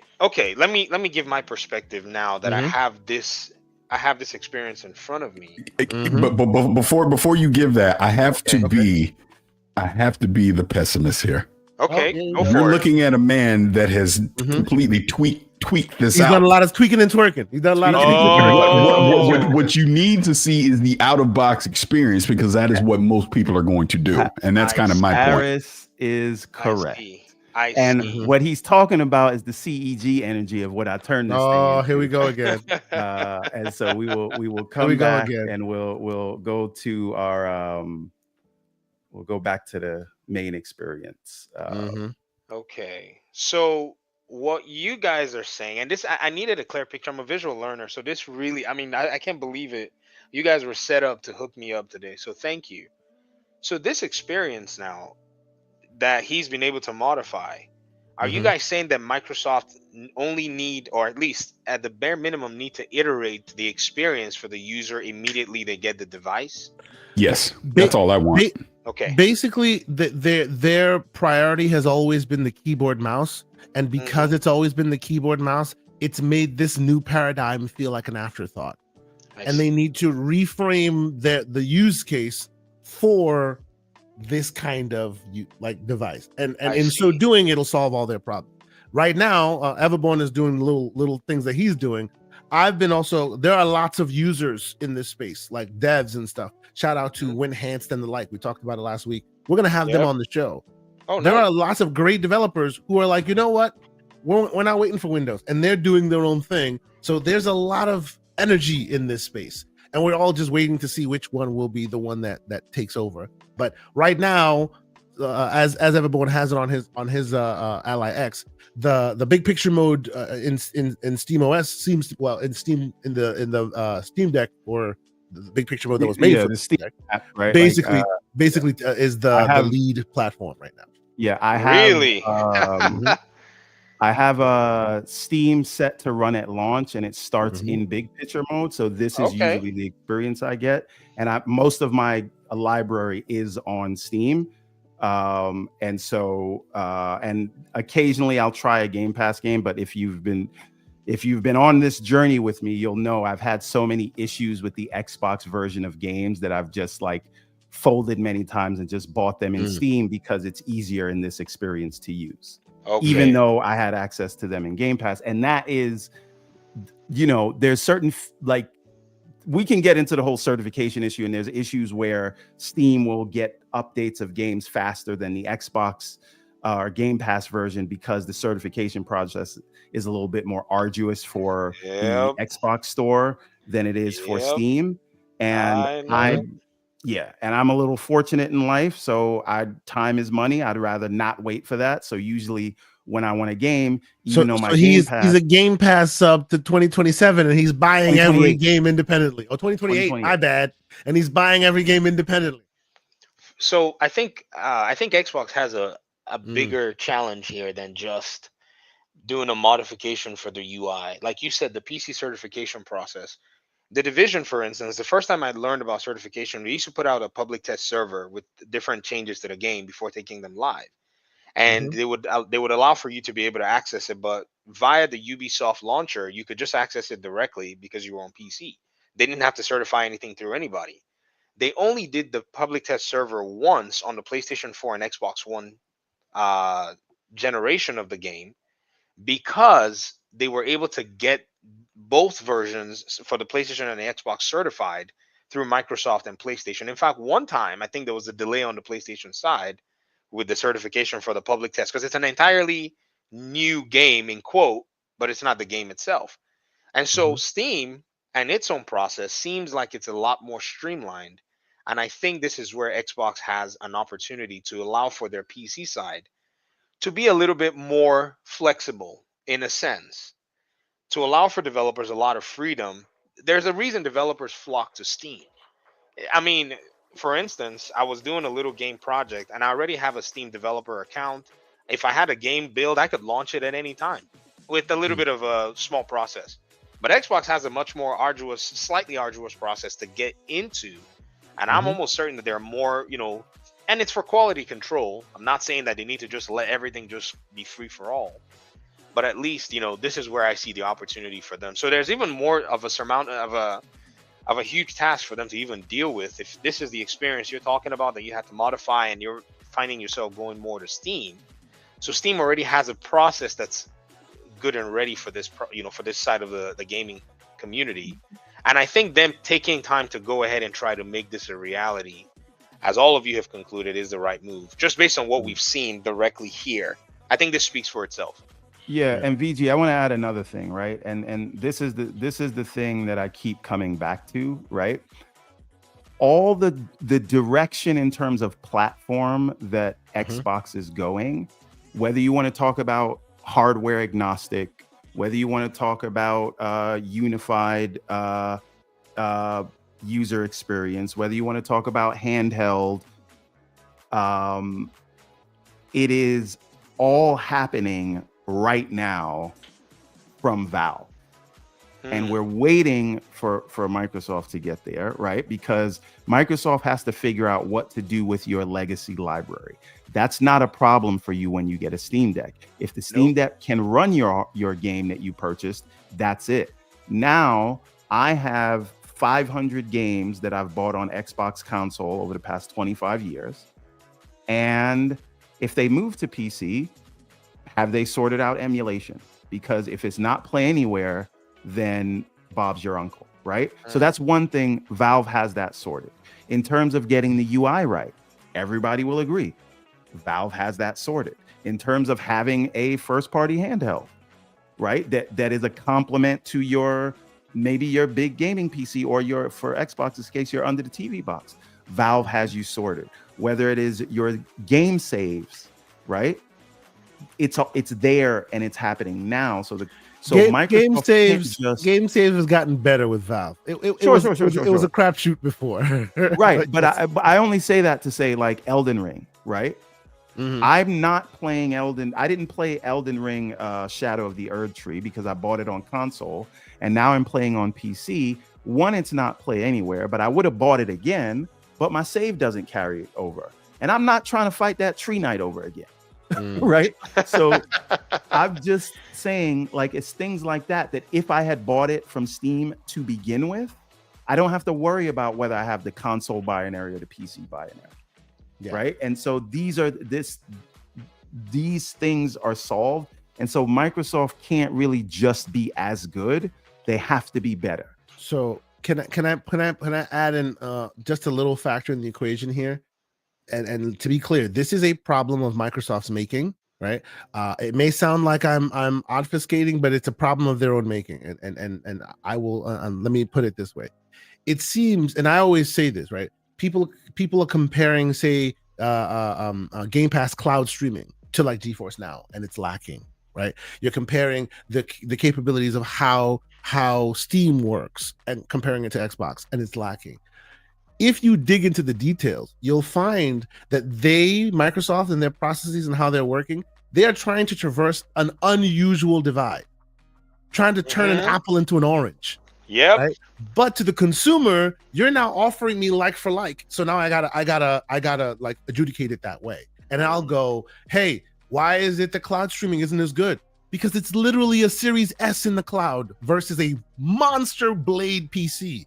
That's why the Game Pass cloud streaming versus GeForce streaming is not an apples to apples comparison.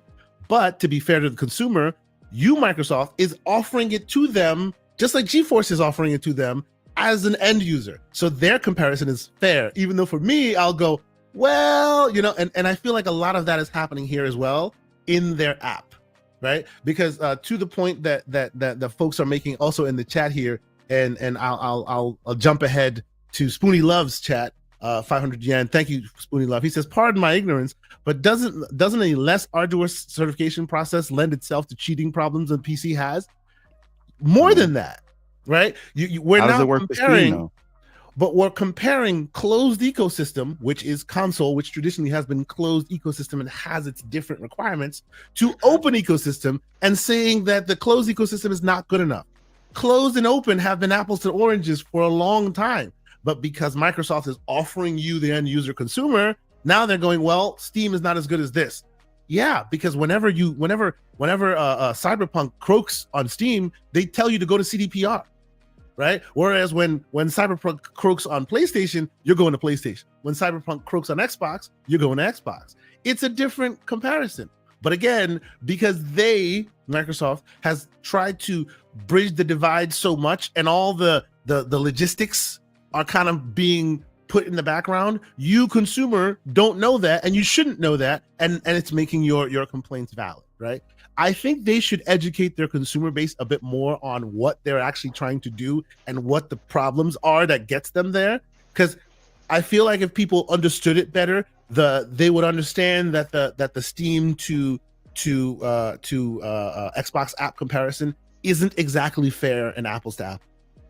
Right? Yeah, but once again, I always have to stress this. I agree in the direction they're going in the vision. What we're talking about is the challenges that they have on the way to get there. And at the end of the day, they are following the sort of Valve model in what they're trying to turn their platform to. True. So if that's their guiding light, we have to say how close and that's why it's fair. That's right. That's why it's fair. Absolutely. Yes. That's why it's fair. But the reason why I say it's a little unfair is they're literally traversing ecosystems to make the thing work, whereas Valve doesn't have to deal with any of that. They just have the Windows ecosystem, and it just runs. It took them many years, but now Proton is available, so now they can actually even offer it to you on the Linux ecosystem, and similarly, it'll work as well. And that's another thing. It didn't Valve didn't wake up overnight with Steam OS, right? This starts back at when they were doing the Steam machines, and they kept at it. You have the controller, the Steam input, because when they released their controller, controllers right over there. Yes. And so the same way Valve didn't do it overnight, it's not going to happen overnight for Windows. The only gripe that I think a lot of people have is, well, why the hell didn't you start sooner? Why did it take so long? The Fox has a good comment here about GameScope. I don't know if you want to highlight that. Let's see. It's right above Slow-Mo's few chats. Yeah. The biggest benefit for SteamOS is GameScope, and Microsoft needs to find a way for Microsoft for Windows DWM to mimic those abilities. Yes, for those who don't understand what that is, GameScope, monitors, TDP settings, lots of different very useful use cases to make your device work right from a press of a button, a quick access. This is actually and Carrie, I need to chat with you in the DM, sir. We'll chat. I am now the proud owner of an MSI Claw, and I actually think the Claw and their integration and how they did it with Microsoft is probably the closest we've gotten to how everyone should do it, where it's on the game bar, right? They have a quick launch access, and I have not set it up correctly, but quick launch access on the game bar that gives you TDP access. That gives you quick control to everything that GameScope or similarly to what GameScope offers. So as I understand it, and maybe the Fox can weigh in on this. When you have like Armory Crate and the things that other people are using to update TDP and frame rate and all those things, those are actually low-level Windows APIs that they're accessing to do that. It's just surfaced through their software layer. So if your partners are using APIs that you provided, why isn't this just built into? Why is not centralized? And they've already started doing that. They've started doing that with RGB. Like some Windows, you go into settings. If you are on their whitelist, you can now control RGB settings from inside Windows. You don't have to have the software for it. This is where it should go for all things, right? A lot of the GitHub indie dev space are literally leveraging those pipelines that exist for all the AMD devices, which is most of them, right? Yeah. This just needs to be leveraged by Microsoft so that it becomes part and parcel of the operating system. Yeah, and I think we can move on now unless someone else has something else to say. I'll just close this with on the Microsoft side, there are 3 challenges that they have. 1, the UI. 2, figuring out a way to honor people's libraries, right? If they're going to move forward to PC, and then creating a de-bloated version of Windows that doesn't have the things running. And the Fox did put out a video the other day saying it's Windows bloat is not sort of as bad as you think. It is that the hardware manufacturers aren't taking advantage of the sort of profiling that they could do, right? So they might be running the CPU or they might be running at a certain TDP for a game that doesn't necessarily need that, and that is going to make the battery run out, faster than it would on a Steam Deck who will run at a lower TDP if they need to, right? So there's things that they need to do on the performance side, on the de-bloating side, on the emulation side, and on the UI side. And on Valve side, they've got to solve anti-cheat and they've got to solve NVIDIA compatibility, which that's entirely up to Jensen, right? Are you going to open up your driver? Do they? Oh, explain. Or do they? Or do they? Yeah. I mean, sure. Let's set it up real quick. NVIDIA's driver set currently does. It's woefully behind, and basically don't get me started on the NVIDIA drivers. On specifically on the Linux side, it's just god awful. Don't even run it, right? And obviously we were discussed the anti-cheat stuff. This presumably would be how and why, say, MSI would choose Steam OS instead of Windows for their next machine. Paris, you think they don't have to solve those problems? Now, I want to be clear. I am speaking strictly from a handheld standpoint. Who owns the handheld market from a SOC standpoint? Thank you. AMD does. AMD. Yes. If you don't count Nintendo. But they win it. They win it. That's also true, Everborn. They win it just by the very nature that nobody else wants to compete there. Exactly to Everborn's point. NVIDIA doesn't care because Nintendo wins it always anyway, and that's what. But this is the point. But this is the point that I'm bringing up. If NVIDIA doesn't care enough to get their drivers to work on these handhelds or on Linux, as an example, then why is that on Valve? That's not on Valve at that point. That's at the OS level. That's on NVIDIA. NVIDIA clearly put in the effort for it to work on the Switch too, but they seem to have no interest on the handheld side. Although it's on NVIDIA, and we know that, won't that have an outsized effect on the adoption of Valve's OS? Right? If it was supported, now it's a viable option. But this is where I'm pushing back to what you're saying again. Okay. The anti-cheat thing is real. Yes, I do think Valve needs to figure that out on the Linux OS level. I'm not arguing that at all. But beyond that, where's the incentive for that? Everything's AMD on handheld is my point. There's not like Lenovo created a Windows handheld that runs a Linux APU or excuse me, an NVIDIA APU. They're not on the market. Now, if we start seeing partnered hardware that is running NVIDIA versus AMD and that becomes a popular thing, I see the point then I see the point you're making, but I guess the reason why I can't, like, the reason why I'm a little why I'm thinking it through that way is because this operating system is not an operating system dedicated to handheld. Yes, it's mainly used for handhelds, but it's not dedicated for, it's not a handheld operating system. It's just a handheld it's just an operating system that happens to be used by handhelds now because that's where it's most advantageous, right? It's not dedicated for that. So in order for this to become an operating system that becomes the viable option that Microsoft is, it needs to stand toe to toe with that operating system, in that the two biggest graphic companies must support it equally. If you don't, you'll always be a second-class citizen. Yeah, I'd also add, right, like even when we're saying handheld, we need to be very specific and say PC handheld. Well, yeah, if we just say handhelds, NVIDIA sells more handheld GPUs than anybody else.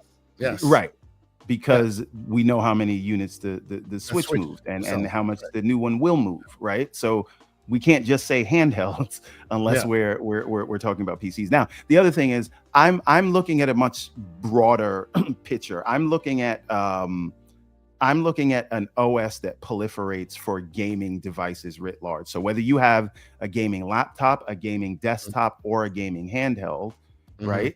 AMD handheld gaming devices are one small piece of that. And in that case, I would say, yes, if that is all their aspirations are, to be handheld devices. But I think the aspirations are bigger than that. And the fact is, NVIDIA sort of dominates the PC gaming GPU market, right? If we're talking about desktops, right? And I think it is a thing that they're going to have to solve if this can just be a ubiquitous OS that one day takes on Windows for PC gaming writ large, not just handhelds, right? I don't think that's Valve's ambition, though. I think you're scaling it out to something that Valve isn't attempting to do today. Sure. So you think they're okay with just keeping a small piece of the pie? I think Paris is correct. Valve's ambition, like, they take one thing at a time, right? Yes. They're not talking this. Even when they roll out Steam OS, they're talking about one device right now. They're working with one partner at a time and saying you could try. Even that one partner, they're not supporting all their devices. They're supporting one of them. Right. They're saying you put it on something else, you on your own. So I get it, right? And that's the nature of them being a small company. So you are correct. That's not the ambition today, but the larger ambition of one day, I think that there might be aspirations to move past the reliance on Windows for their platform writ large. Just not today. So yeah. Understood. This is like super interesting conversation, and I feel like we're going to be going around in circles on this one for a little bit. We had some other topics, and I want to get through those as quick as we can. And we have some interesting super chats that I also want to acknowledge. But before and Paris and VG, tell us whenever you got to go. Yes. Well, I was going to say I just wanted to comment on the handheld stuff. So if you're going to move on from that, I'll go ahead and drop out. Paris, always a pleasure, sir. You have the invite. You're always welcome to use it, man. We appreciate it. I used it in June. It's a beautiful day. I will. While you do that, the 3D printer just got delivered. He got a 3D printer. Okay. Some pig activity happening. Go do your thing. quick question before I go out. Okay, so you won't be at the YouTube theater Friday.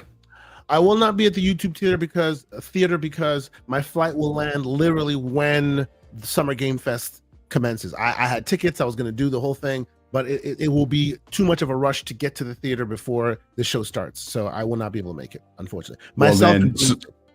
So then I'm sure at some point Friday night I will go through the JW. So I may see you Friday night. What I will say to you is there will be a lot to talk about, both you and I, in this situation here.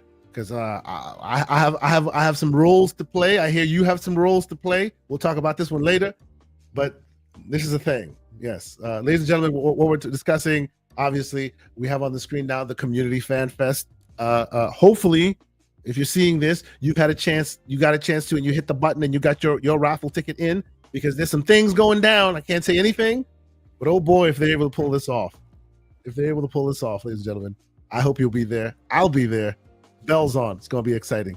Paris, can you talk about what's involved here? Yeah, I mean, I can just talk about my role. Sure. We'll be hosting a podcast panel before the Xbox showcase. I believe it'll start at 9 a.m. On Sunday.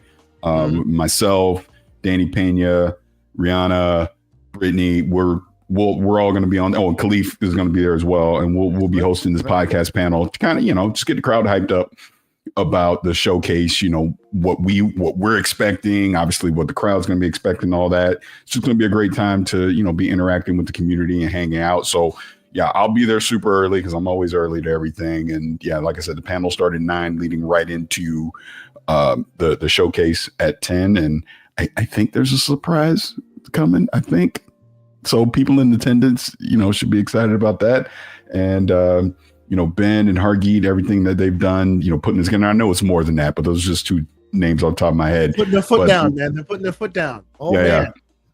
Yeah. But it is extremely impressive to see what the community can do when they're motivated to put an event together. And this is, look, people call me Xbot and all that stuff. That's why I've proudly been a part of the Xbox community, for a very long time, because just some of my greatest moments and funnest times I've ever had has been within the Xbox community and just gaming community in general. But seeing people get together, because what is it, like 250 people, I think? Something crazy like that. Yeah. So it's going to be a ton of people there. I've seen the venue. I've seen the whole setup of everything that's going to happen. It's look, if Xbox themselves was doing this, you would be impressed. Let's put it that way. And this is coming straight from the community. Yeah. So we see you in the chat there. Shout out to the great Hargeet Chani. Shout out to all the people that are involved in this process. Shout out to Ben and all the guys that are working so hard to put this all to get this going on. Let me say this. I messaged Hargeet yesterday because I got an email showing me the whole rundown, right? I on Discord, I messaged Hargeet. All I said was, holy shit. Because that's how impressive this is of what they're doing. Very impressive. I keep saying it. I'm not allowed to. If half of what they're trying to pull off happens, oh boy, what a world. Like, really is. Okay. Anyway, thank you for being here, Paris. I know you got to go. Thank you so much for being here. I'll see you in June, brother. It'll be awesome to catch up. Yeah, with you. I will see you next weekend. At worst case, obviously Sunday, but I'm sure we'll run into each other before then. And I see 108 Dragon in there. I know you're gonna be out there. I'll see you. Just everybody's coming out to LA next weekend. Excited to see you. It's gonna be fun.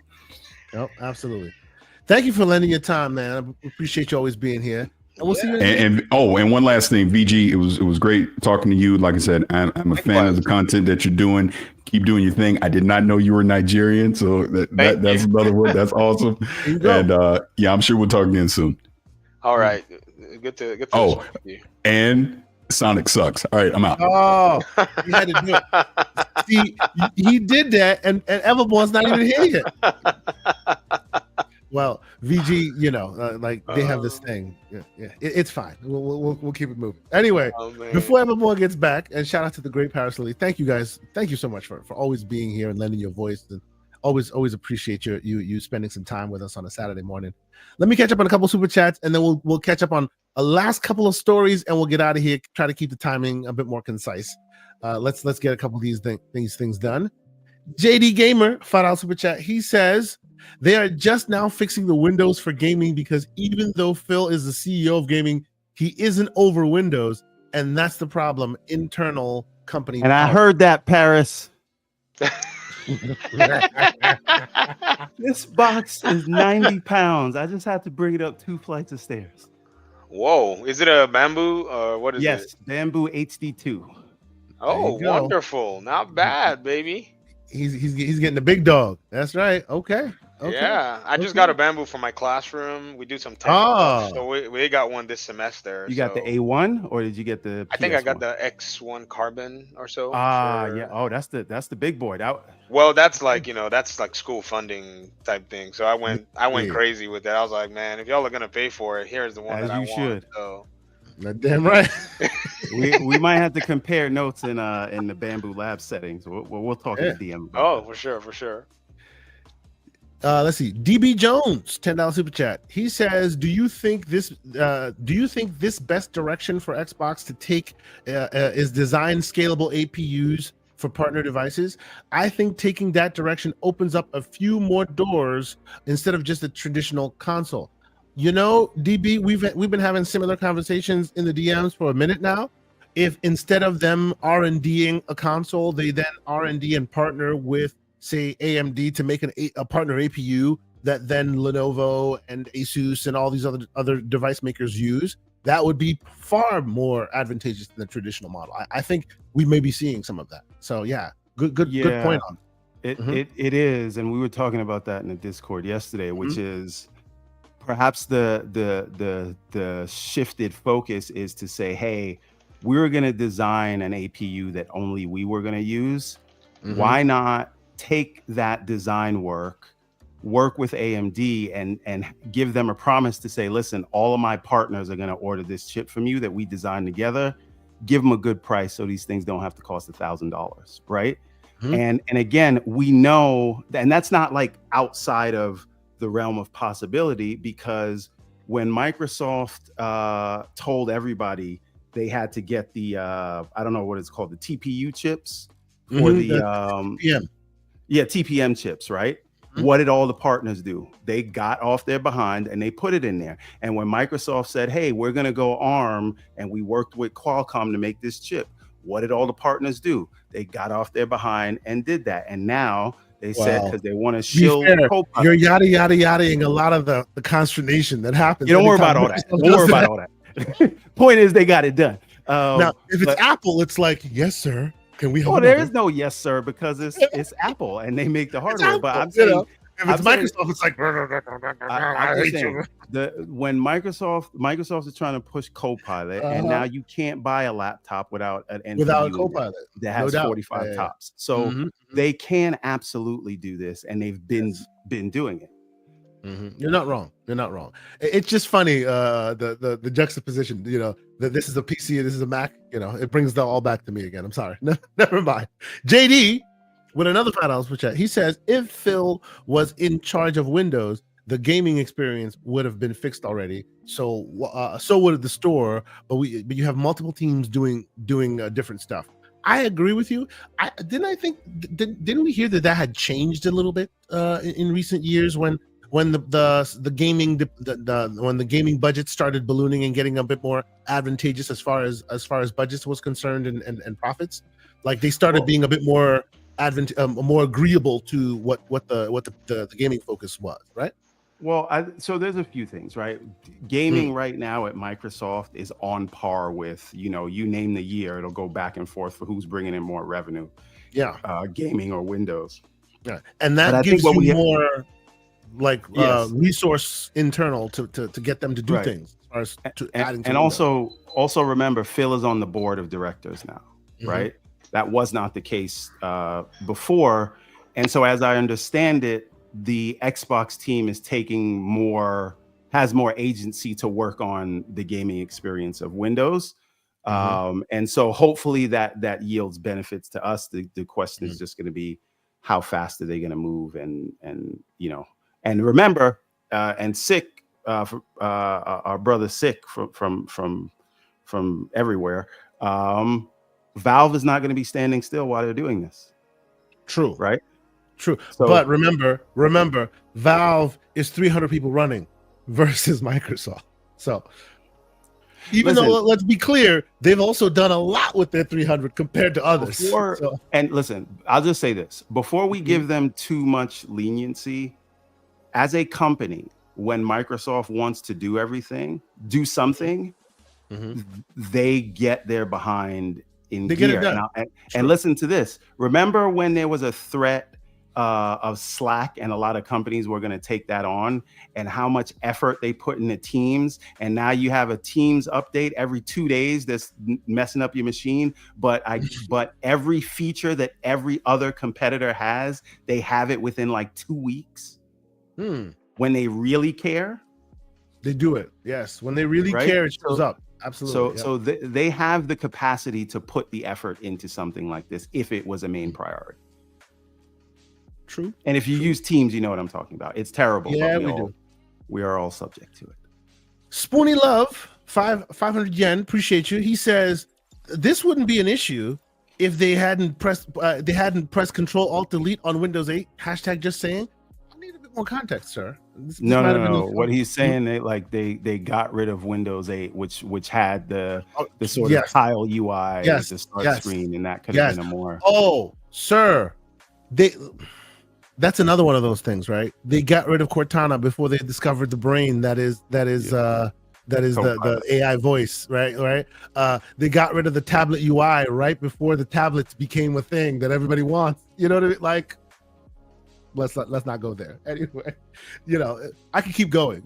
The UI for media center computing, when now media center computing is far more useful than it ever has been. They can bring it back.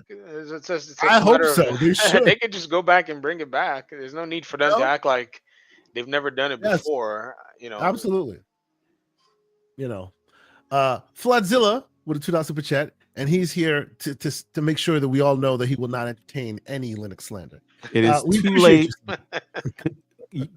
Consider yourself entertained. Consider yourself entertained. JD Gamer, $5 super chat. He says this whole thing has been framed as Microsoft's reaction to SteamOS. But I don't believe that's the case. Doesn't move as fast as they already planned from the day before the Dave 2.0 video. Yeah. They move at their own pace. They always have. We just see what the other companies are doing, and then we judge them based on what the other companies are doing, right? But they move at their own pace. They always have. They always will. Some of us kind of wish they'd move faster, but it is what it is. JD, continue to be prolific.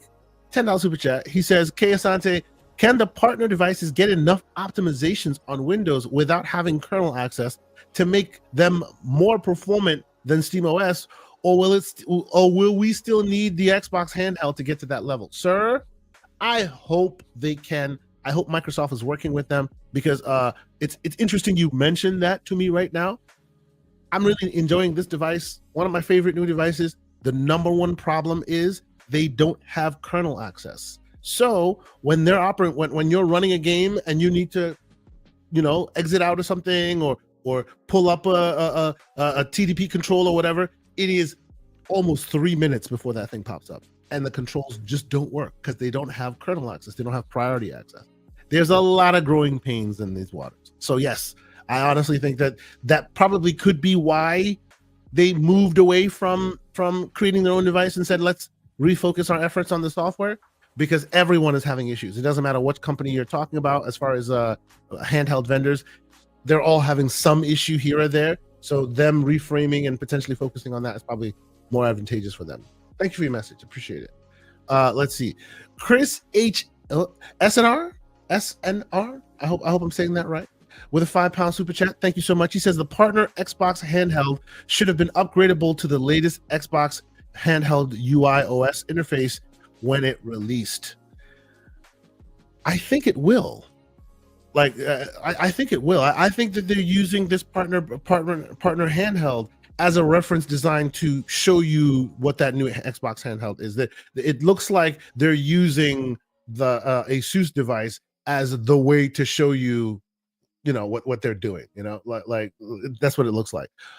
Before we continue, though, let's real quick, because VG, it seems like our time has run out with you. We appreciate all the time we've had with you, sir. This has been an awesome episode. Thank you so much for being here. I really appreciate the invite, man. Let folks know where they can keep up with your ongoings. If there's any things going on in your channel that people want to keep an eye on for you. I'd say I'm very happy that the community engages and gives a lot of suggestions. So yeah, just keep giving suggestions, and whichever one I can run with, I'd be happy to do so. I think the VG5 School channel for me is more about the community and how much they've invested in me. They may not know it, but they've invested in me a lot with with a lot of the knowledge that's been dropped my way, a lot of the tips. Everborn, shout out to you. You've been very pivotal in even you talk about how many videos I do, but you don't stop giving me information, so you're you're partly to blame. Hey, sometimes I want to comment on stuff on the timeline, but I'm falling back, so I'll say, let me send this to VG. Let's see if he makes a video about it. Yep, and there's a high chance that I'm going to make a video about it, except maybe I'm swarmed or busy. So I really appreciate all those efforts, and so keep them coming. It was really exciting to be here today. I did not expect the Paris Lily drop in, but thank you very much for that. I really it was very curious to just hear his thoughts and hear his opinions on things, and also just learning a little bit more about the handheld space. That's an area where I'm lacking because I don't have a lot of experience, and so I think now I'm more interested, having seen Everborn's Rogue Ally setup. Yes, I'm gonna have to I'm gonna have to kind of propose that to the budget committee. Wink, wink. Hey, you know what it is. I had to go to a similar thing for that 3D printer behind me, sir. So I know. I know the deal. Appreciate you guys, man. Thank you. And for the people that jumped in from the VG Fight School channel, I really appreciate you guys. Subscribe to this podcast. I just realized I hadn't subscribed. I've been watching and listening, so I subscribed. So I say, guys and gals, jump on in, man. Appreciate y'all. Oh, bro. And, hey, VG, man. I also want to say the link that you got to come here is the same link every week. So anytime you want to come in and just like chop it up, or maybe there's a big news event for the week, you are always welcome. Like Paris Lily, you got the key, and that key doesn't expire, sir. Awesome. You're always welcome here. Thank you we guys so much. To have you back on when you have some time. You are now part of the community. Oh, you went on mute, Kay. Oh, you went on mute. You back now? Am I? You're back. Oh, yeah. My bad. Okay. I was just saying that we really appreciate all the time that you spent with us. You are part of the community now. We definitely want to have you back whenever you have some time. As Everborn was saying, that key will continue to work. It doesn't expire. So Thank you so much for being here, sir. Thank you all very much. The channel in the chat. If you have not hit that link, please do so. Go show the man some love. Hit the subscribe button if you haven't subscribed to his channel already. Great individual. Interesting takes. We always appreciate new great voices here. Thank you, VG, for being here, and we'll see you next time. Yes, sir. Thank y'all. Bye. VG Fight School and coffee is the great way to start the day, is what I say. Let us finish the super chats, and we'll get to one or two more stories, and we'll get out of here. So we did that one, and let's see. Would this be Fiasco? $2 super chat. He says the feed to the podcast stopped updating at episode 148. Yes, he's talking about the audio feed, and I'm aware of that. Spotify is being a little shady with their pursuits. I'm actually working on that right now. I appreciate the feedback. Thank you. I'll make sure I get that back on track. Thanks for the feedback there. Sycamore 7, $5 super chat. Thank you for being here, Sycamore. He says, to make matters worse, now GeForce Now is a native access on Steam Deck. Yeah, that's a whole different conversation, man. That's a whole different thing. Like Steam Deck's one is native, Xbox One still requires a lot of tweaking and twerking to get it working. It's a whole thing. It's a whole thing. Slow-mo backslap, $5 super chat. He says, I'm considering buying a Steam Deck OLED. K and Ever, do you know my gaming habits? Am I just bored, or should I do this? Okay, I'm gonna say this. I think that you do like games like Hades, right? I think you can play a lot of games like No Rest for the Wicked, which I think Slow-mo would like. And I think for your indie gaming ambitions, it'll be a great device. I agree. For games where the priority is the creativity and the gameplay and this and that, like you said, Hades 2, what do you call it? The Lamb game. What's the name? I forget the name of the Lamb. Cult of the Lamb. Those kind of games. Death's Door. It is perfection for that. Sea of Stars. Sea of Stars. Exactly. But don't expect to get a handheld and play Cyberpunk. Right? Yes, you can do it. 100% you can. This does it very well. But even that is not the priority for that device. They're meant more for the smaller fare. I find that I enjoy the sort of 2D kind of indie games more in the handheld experience, and then the big AAA stuff I play on the big dog, screen. yeah. And that's how I've handled it. So if if you have designs on some of the smaller indie games, then it's definitely, especially since Silk Song will eventually come out. Exactly. It's It'll those be kind great. of games that play really good, because those OLED screens, and they're small, and they come that you can hold them up to your face, and it's just great having small devices that you can play those on. Shout out to the great Web Dave, $2 super chat. He says, I can't wait to meet the community in person, sir. Can't wait to meet you, sir. It's gonna be fun. Looking forward to it. I hope Everborn Saga feels jealous, because he should be. You should be coming with us, sir. You should be coming with us. You should be Next coming. time. I know, sir. I know.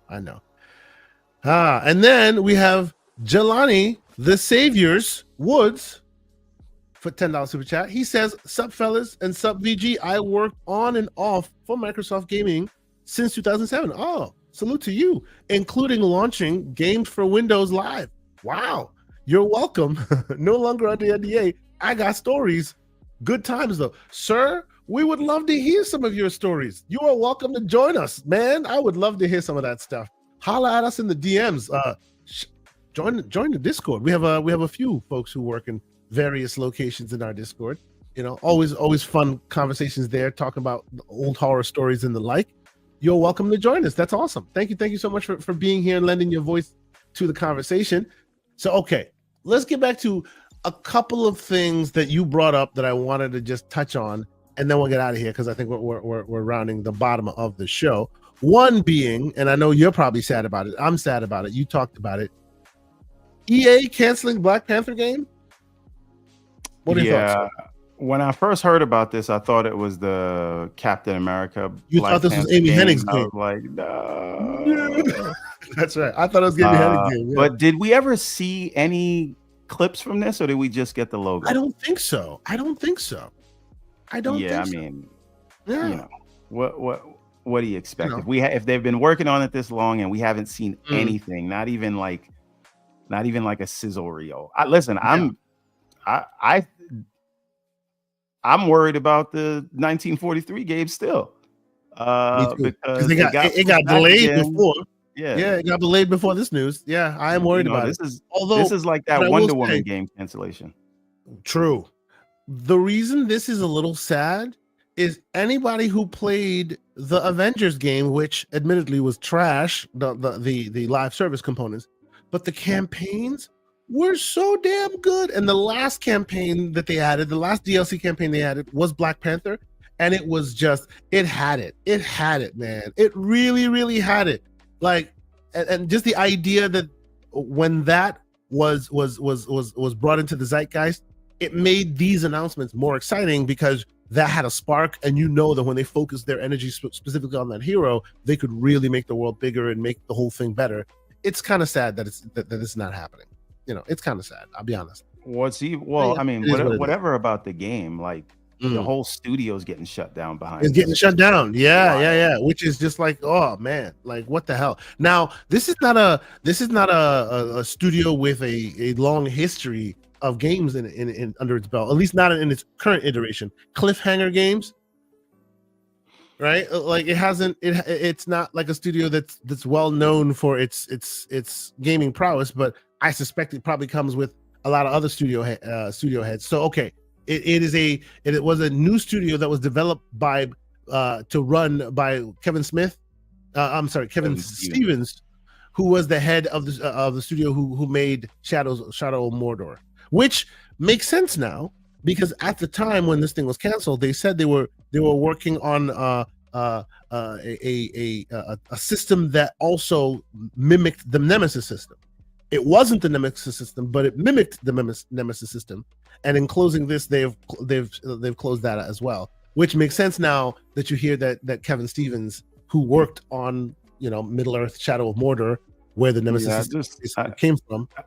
Yeah, I just think these days we have to be weary of any announcements that don't have like fully fleshed out gameplay, right? Anybody that's just showing you sizzle reels, anybody that's only showing you a cutscene, especially anybody that's only showing you a logo, That's all that is until you can show me like Until you some see something real. unedited playtest footage. No doubt. You know, and again, I noticed the industry has moved a lot away from vertical slices, but I really have to wonder if, you know, when you make a vertical slice, like you kind of know what the game is going to be. And it seems like, you know, maybe that's a worthwhile thing, if only to say, this is the bar we're going for. This is what it's going to play like from the vertical slice. And then, you know, you can build out your other levels and your story from there. But at least it's not something where you figure out you don't have a good product 3 or 4 years into the Years after. Yeah, kind of nuts, right? Well, we're like 85% complete done with this live service. Maybe we don't want to make a live service game.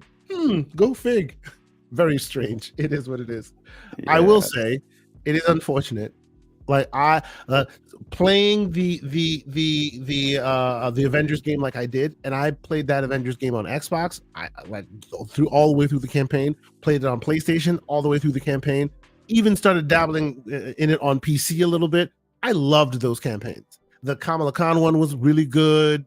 The Black Panther one again was really good. All of them were good. The live service was trash. It is what it is. So this is sad for me, but hopefully the Amy Hennig game does come to fruition, because if that gets canceled, knock on wood. Listen, I don't know anything anymore. I thought last week I thought a Black Panther game and an Xbox handheld was coming out, and look where we are today. And look where we are today. You know what I mean? It is what it is. What are you gonna do? All right, down is up, and cats are friends with dogs. Cats and dogs sleeping with. Yes, true. Yes. All right. I want to end this thing with our thoughts about the Xbox game showcase and what we think will be. There's one more thing we got to talk about before you get to that. Before we talk to that, I wanted to talk about Shuhei Yoshida's comments. Is that I had another thing, but we can. Okay, what you got? Apple is opening or launching a dedicated gaming experience. Yes. And what does that mean for you know, the rest of the industry, for Epic's efforts to create their own store? What does it mean for you know, gaming? So it's a gaming hub. Like it's a gaming hub, right? And it's going to replace their what is their gaming experience now on Arcade? No. That's the subscription service, but it's the game something. I don't know. I know what you mean. Like the little game, like it's almost like their game UI. Yeah. So that's going to be replaced with this, and this will be a place where you could like buy Game Center. Yeah. They're going to centralize your achievements. You'll be able to purchase games directly from there. So it almost separates that from the App Store and has the games in that experience. And it will be, obviously it'll have achievements and things like that. And it'll be available across all iOS devices, meaning your Apple TV, your iPad, your iPhone.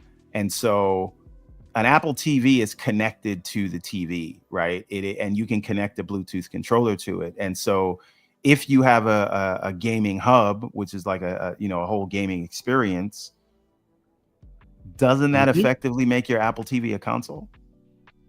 You have been floating this ever since they did this the Sonic exclusive game that you were really like hyped about. You have been floating this idea that's the game, by the way. Sonic Dream Team. Okay. Yeah. Okay. You've been floating this idea that they have sneakily created a set-top box that's a console under your TV out of nowhere. Like I can see where some of that energy comes from, but I don't think they have taken it quite seriously enough. Maybe this is them finally heading in that direction. Yeah, I mean, every time Apple does something in gaming, everybody kind of like starts like getting super excited or shaking in their boots. It's like, oh, look what the M4 chip can do with metal, and they're gonna have Resident Evil 4. You did see this news too, right? They bought this studio who makes Sasquatch, a game studio. Oh, canaries in coal mines, yes. So, like, I get it, right? It's always going to be this thing, But I think the thing to think about is if they're going to do this game experience, right? Like, you know, Apple has like 2 billion devices out there, right? If they just get 10% of the people, you're talking about 200 million people, which is basically the size of it. That's what they're doing now, right? They're literally just sitting back doing absolutely nothing, and they are a huge name in gaming just by giving you a platform to where the games are distributed. They're literally just collecting the check and not lifting a finger to do it. So yeah, I hear you. This might be somebody going, hey, maybe we should take this thing serious. Yeah, and again, I'm just thinking of new places you can play these games, right? So you know, a lot of people have these kind of devices under their TVs, these Apple TVs or whatever else. But when you look at like, okay, they want to do this app, which is basically a gaming UI and a store in one, and prioritize achievements. When you look at the controller support that they've added, when you look at the games like Death Stranding and Resident Evil that are being ported to there, you wonder, could these things become another endpoint for people that play AAA games? And again, before Game Logic comes after me with a pitchfork, I am not saying you know, they're going to turn mobile gamers into AAA gamers or core gamers or whatever, and vice versa. That's not what I'm saying. But what I am saying is, for the people that are into the sort of into core gaming, could these things make Apple another endpoint, another surface for us to play those games, right? Some of us game on console, some of us game on PC. What if other of us were gaming on ARM devices that were under our TVs and in our hands, you know? I honestly think that while I think that they are seeing it, and you're right, they are seeing that it is worthy to spend some time in this segment.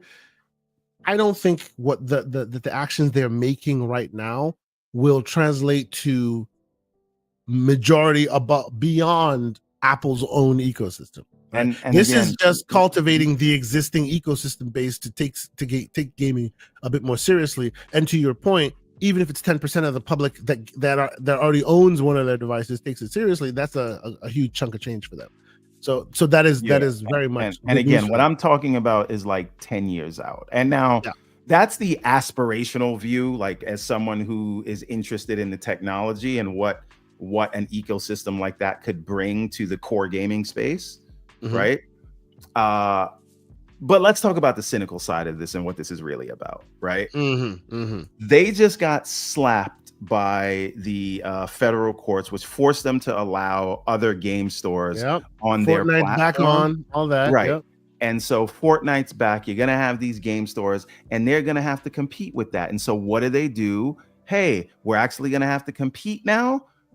Let's put a store out there that will have all the games that are already here, and we just need to make sure we're the default experience for game stores, and so that we can crush any sort of oncomers or competition. And so, sure, Epic, you're going to put out a store, but what are you going to do? It's not going to compare to what we have if we're going to funnel all our games through that. And sure, Microsoft, you may be biding your time and waiting till we go through this appeal process and let Epic take all the arrows so you can come and do the cleanup kill, but you're not going to be better than us because we're going to cement that thing, right?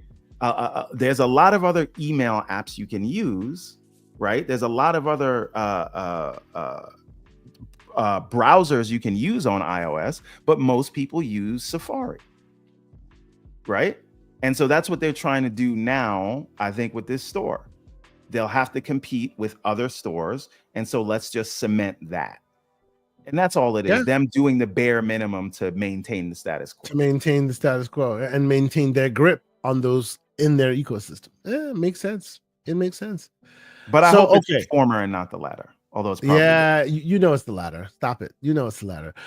So Mr. Inferno Games left not a super chat. He left a chat that I pinned that I really wanted to get back to. So I kind of want to talk about this one before we get out of here, and we'll leave Shuhei's comment to Shuhei. I think Shuhei's a good dude. I like Shuhei a lot. Shuhei acknowledged his bias, so he sees things through the PlayStation lens. So whatever. It is what it is. Xbox bad. Game Pass is going to destroy the industry. Sure. Yes. Episode number 48. Mr. Inferno Games left this chat that I thought was super interesting. So let's talk about this. He says, I don't want Microsoft to explain to me why they suck. Change it. Yes, they are the crown. The crown is heavy, but it's a weight. It's the weight of being of having to bear and being the king. What do you think of that? That it doesn't matter why they are where they are.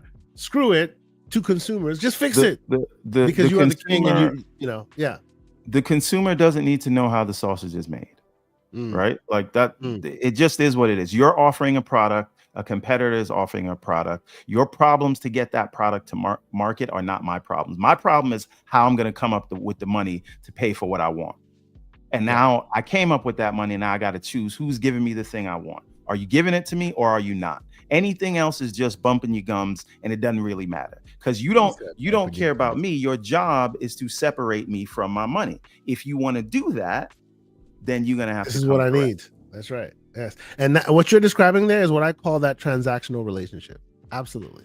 So let's get out of here. As we get out of here, final question.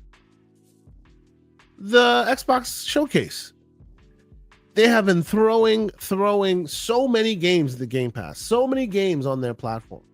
And everything is culminating in June. We don't know what's happening after June. What games are we seeing? What do you expect to play before the end of this year, Everborn? Go. Things that have not been announced, or because there's Ninja Gaiden 4. Both. I don't think Ninja Gaiden 4. I think them showing it off the way they did. That's probably next year. I think. I don't know. I mean, they said it was coming out this year. They didn't. Did they? Yeah, they said it was coming out this fall.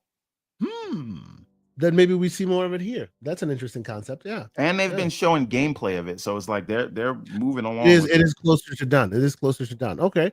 Do you think we see? And this is for everybody in the chat as well. Do you think we see Clockwork Revolution, for example? What else do we see here? Okay, so here's the list of things that we need to see, and then we can talk about what we might see. Right? There's Everwild. Right? There's Clockwork Revolution. There is State of Decay 3. There is Contraband, and by the way, do you think OBM's onto something here? The lack of console stakes has taken the edge off. I don't think so. I think this is the thing, right? It's in a time where a lot of mind share is going to Nintendo, right? Like we didn't even talk about that. We are on the eve of the Switch 2 release. That comes out this Thursday. Yes. Right? Yes, it does. And I also think Microsoft, as far as their game showcases go, have been pretty good about leaks, right? So if we look at the last January showcase, we didn't know that we were going to get a shadow drop there until maybe like the day before that started hitting the rounds. So I think if things are gonna leak like that, like it'll be like Thursday or Friday. And I do think there'll be a lot of excitement. In other words, around stay the off show social on Thursday and Friday if you care. Yeah, I mean, fall back is what I've been doing. So I don't know if I want to say there's no excitement around it. I think it's just been so standard that they over deliver at these showcases that people just expect them to do something great. Now, I think the question will be to see, well, what is the excitement afterwards, right? And I'm almost certain you're going to see the logos of the other platforms there. And so that'll be a discussion, but then I think there'll be even more talk just because the games that they're going to show are going to be for everybody. This is going to be a bigger multi-platform showcase than the Summer Games Fest, right? But I'm just interested in seeing Everwild, Perfect Dark. Like, can we get a release date on Perfect Dark? Although release dates don't mean anything. And the one I think I'm most excited for is Everwild. You really think Everwild will be there? I'm 50-50 on it, but I'm hoping it is. Okay. I'm excited to see whatever it turns into. Honestly, I am. Whatever it turns into, because at this point, it's just curiosity. It's just morbid curiosity as to what this thing lands as. Because at some point, they didn't even know what kind of game it was going to be. So I don't know the genre. I don't know anything. That's why they should have did a vertical slice, right, Slow-mo? But anyway, yes, yeah, I'm excited for it, but like I said, there's a lot happening right now just in gaming, and like we don't get new generation hardware launches very often, and that's what we're getting on Thursday. So I think more of my mind share is kind of on that, and then this is going to be this is just like icing on that cake on Sunday when the show is, and then if there's a shadow drop, then we can talk about some excitement. So, all right, being that it seems like sometimes they do things on purpose, right? A lot of Outer Worlds 2 energy being talked about. I'm actually thinking of replaying through Outer Worlds 1 to prepare. So there's a lot of Outer Worlds 2. There will be the Outer Worlds 2 direct following the actual showcase. So clearly we're going to see I have a more question footage of that. Outer Worlds 2, $70 or $80? I don't even think it should be $70 because the first one wasn't. I didn't ask you what it should be. I asked you what it will be. What it will be. It'll probably be $70. It won't be $80. It'll probably be $70. They're giving the hero status of giving it its own direct after own their direct. main yearly Okay. show. Well, you know what? So talk to me after the direct. Talk to me after the direct. How about that? But see, Big Mad Mo says 60. But I'm asking you to predict, and you telling me like after the direct to tell you like what are we doing here? Well, no, but once you see the quality they have of the game, then the price will make it. No, that's not how predictions work, sir. What I need you to take a guess. 70. Fine, I'll say 70. All right, just a guess. 70. Okay, no. Machine XP says it's 70 is already announced. Newly announced games seem to potentially be Potentially be 80. Okay, so they've already said it was 70. Well, there you go. I haven't heard that, but I'll take his word for it. Yeah, I hadn't heard that either. All right, so over under. But here's the thing, real quick, because they tend to do things on purpose. They have E-Day shirts on here. They have like Halo 2 for some reason. Does any of this matter, or this is just random photos being taken? I definitely think you can see E-Day there. Do you Halo get the 2? Halo announcement for PlayStation? Hey, that's the thing. Is it Master Chief Collection? Because it feels like maybe that's what they would do first. Maybe, yeah. Now, here's another question. Over under 50%. That Square will finally drop FF7. Nah. I'm on that. I'm on that Square. That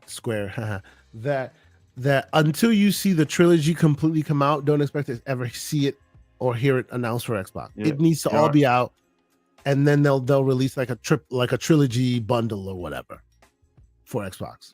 Okay. If they do at all. I am basically I'm basically like I'm gonna go over 50%. Maybe just 51%. Maybe it's just 51%. But I think 50.5. Yeah. I think they let Nintendo announce it because they were doing the new thing and they saved it for a pop to be here at the show. So 51%, it'll beat it. Okay. Well, ladies and gentlemen, I think that's that for us this week. If you like the new format, let us know in these in the comment section when this thing posts. We like to put the main stories on Front Street, and then on the end, we talk about the games we've been playing. But Mr. Everborn Saga, sir. Yet. Okay. I was about to say, Mr. Everborn Saga, sir. While we're heading out, tell us the games you've been playing this week. Well, the games I picked up versus the games I'm playing this week are two very different conversations. Okay. But as you know, I recently finished Expedition 33. It is up there with the game of the generations, man. Like this. Oh boy.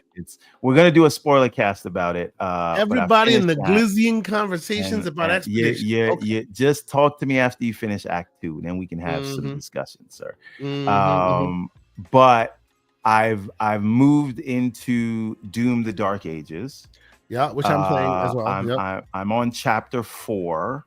Okay. I think it's very good. And it seems like you unlock more abilities in each chapter as you go. 22 chapters. So I'm interested. I've been told to spend a lot of my unlock energies on the shield, because you want that shield to get as powerful as quickly as possible. So there's that. That's what I hear. All right, I wish I'd have known that before my first 2 upgrades, but I'll keep that in mind. Yes, keep it all on the shield. More shield, better. Yes. Yeah. So yeah, I mean, there's some things that like are a little bit different than Eternal. I was a big fan of the glory kills, but now it's just sort of glory attacks and gloryless kills. Yeah. So it's other than that, interesting. I like it. I think they've kept the quality bar to where we expect, and I'm having fun with it.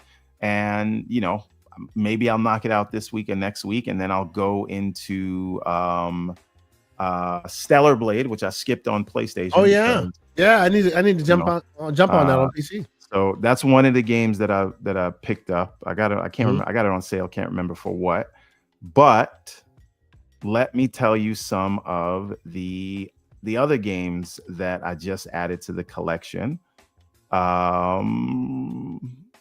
Okay, so we have Symphonia, which is it's on Game Pass now, but I got it on Steam through CD Keys. That's a that's like a Metroidvania. Has a lot of what do you call it vibes? It's like Ori and Hollow Knight vibes there. Okay. I also picked up The Siege and the Sand Fox. This is a Metroidvania, but it is a stealth-focused Metroidvania, so you have to hide. And it is funny you say that, because I can't pronounce it. Pipistrello is the next thing that I was just going to come to. Hey, Alex. You are right on time, sir. Well done. You're a man of taste and culture, sir. So that one I'm gonna get into as well. I may end up trying the 3 of those to see if I'm gonna do that before jumping into Stellar Blade, because usually what I do with these games is I'll play one AAA and then go do like some 2D indie thing as a palate cleanser, and then I'll come back and do another AAA game. But this time I went straight from Expedition to Doom. But there's a lot of months in the summer, and I don't plan on playing Gears 1 again or Tony Hawk. So unless there's some shadow drops, I'm going to have some free months in the summer to knock out these games and maybe Stellar Blade. We'll see. Maybe I don't even like Stellar Blade, but we'll find out. Them yams, though. But needless to say, before you're done here, tell the people where else they can keep up with your ongoings this week. I know you're prolific in our Discord, as you should be. I know that the people can save 15% if they happen to check out everbornsaga.com and happen to make any purchases there by using the code GCP at checkout. What else should they know, sir? All right, I wanna tell people before. Yes, if you want to find me, you want to talk to me, Discord is the place to go. You can go to everbornsaga.com. We got a whole new line of clothes, as I've been demoing for you guys. It's 15% off your whole order if you check code GCP at checkout. That's all capital letters. But I want to talk to you guys about the Discord, right? We are in that Discord. Somebody, it might be me, might be Kay, but there's usually 10 or more of us in the Discord just talking about you name it. Not just games. Sometimes it's film, sometimes it's music, sometimes it's politics, sometimes it's like life, sometimes it's just goddamn philosophy. And so there's a lot of great conversations happening there, and I want to sort of implore everyone to join the Discord, because we are planning a Patreon, and I don't want to jump the gun here, but what I'm saying is all the features that you have now are godfathered in for anyone who is a member of the Discord today and before we start going the Patreon route. So I would say if you're listening and you're not a member of the Discord, become a member now, because some things are going to go behind Patreon in the future. But anyone who's a member of the Discord now is godfathered in. So join the Discord. It's great fun. It's great entertainment. And I don't know when the Patreon thing's happening. It will happen. And I'm just saying, if you're not in the Discord, you are missing out. And once again, we want to honor all the people that rock with us now. So anybody who's a member, before we go live with the Patreon, will be godfathered in for forever. So join the Discord. If that's not enough of a plug. By the way, for those who may not know what it is and why it is, there's a lot of plans happening. You will see. We will share more details in future episodes, and you'll see more on the channel. You'll see a lot of folks. Maybe on this channel, you'll start to see a bit more gaming content. Some of the folks in the Discord community want to do like community game nights where they're playing through all of the Halo Master Chief Collection, for example. So there's a lot that will be brought on this channel, and we appreciate that community for doing so. If you want to be a part of a community, just put the Discord links in the chat. Go ahead and hit that button, and you'll be invited to join us and partake in some of those great conversations. Shout out to the great Scott Gamer Dude for becoming a YouTube member. He himself is also a member of our Discord, always in there having great conversations. So thank you for also being a member here. I think that's about it for us. Before we get out of here, I will say housekeeping note at the top. Next week we will not have a show because, as you know, next week is heading closely towards that time frame of the interesting conversations that we will have in the gaming space with the June showcase and the like. So there will be content on the channel. I expect you will see some content on the channel, but can you talk about that thing yet or no? No, we cannot talk about that thing yet, but there's a thing, ladies and gentlemen. Oh boy, is there a thing. There's a thing, ladies and gentlemen. I'll just say you'll be very proud of GCP. So proud. Oh my God, we have made it. Anyway, come and we'll be in the Discord, whether there's a show or not. So keep up with us on Discord. Keep up with us on Twitter. You know, me more than Everborn Saga, as he has stepped back from Twitter a bit. Keep up with all the ongoings on the various social platforms. Shout out to the great VG Fight School for joining us. Excellent human being. Awesome content that he presents.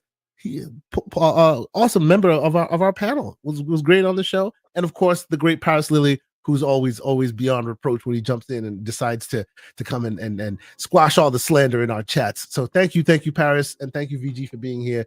Anything else, Everborn? I think that's it, man. That's we're about done, right? Yeah, I need to set up this printer, man. I'm very excited. Well, all right. Well, that's it. I gotta go and play with the MSI claw. Gotta go play with my claw. Pause. Hey, yo. Till next week. Peace. Thanks for being on it.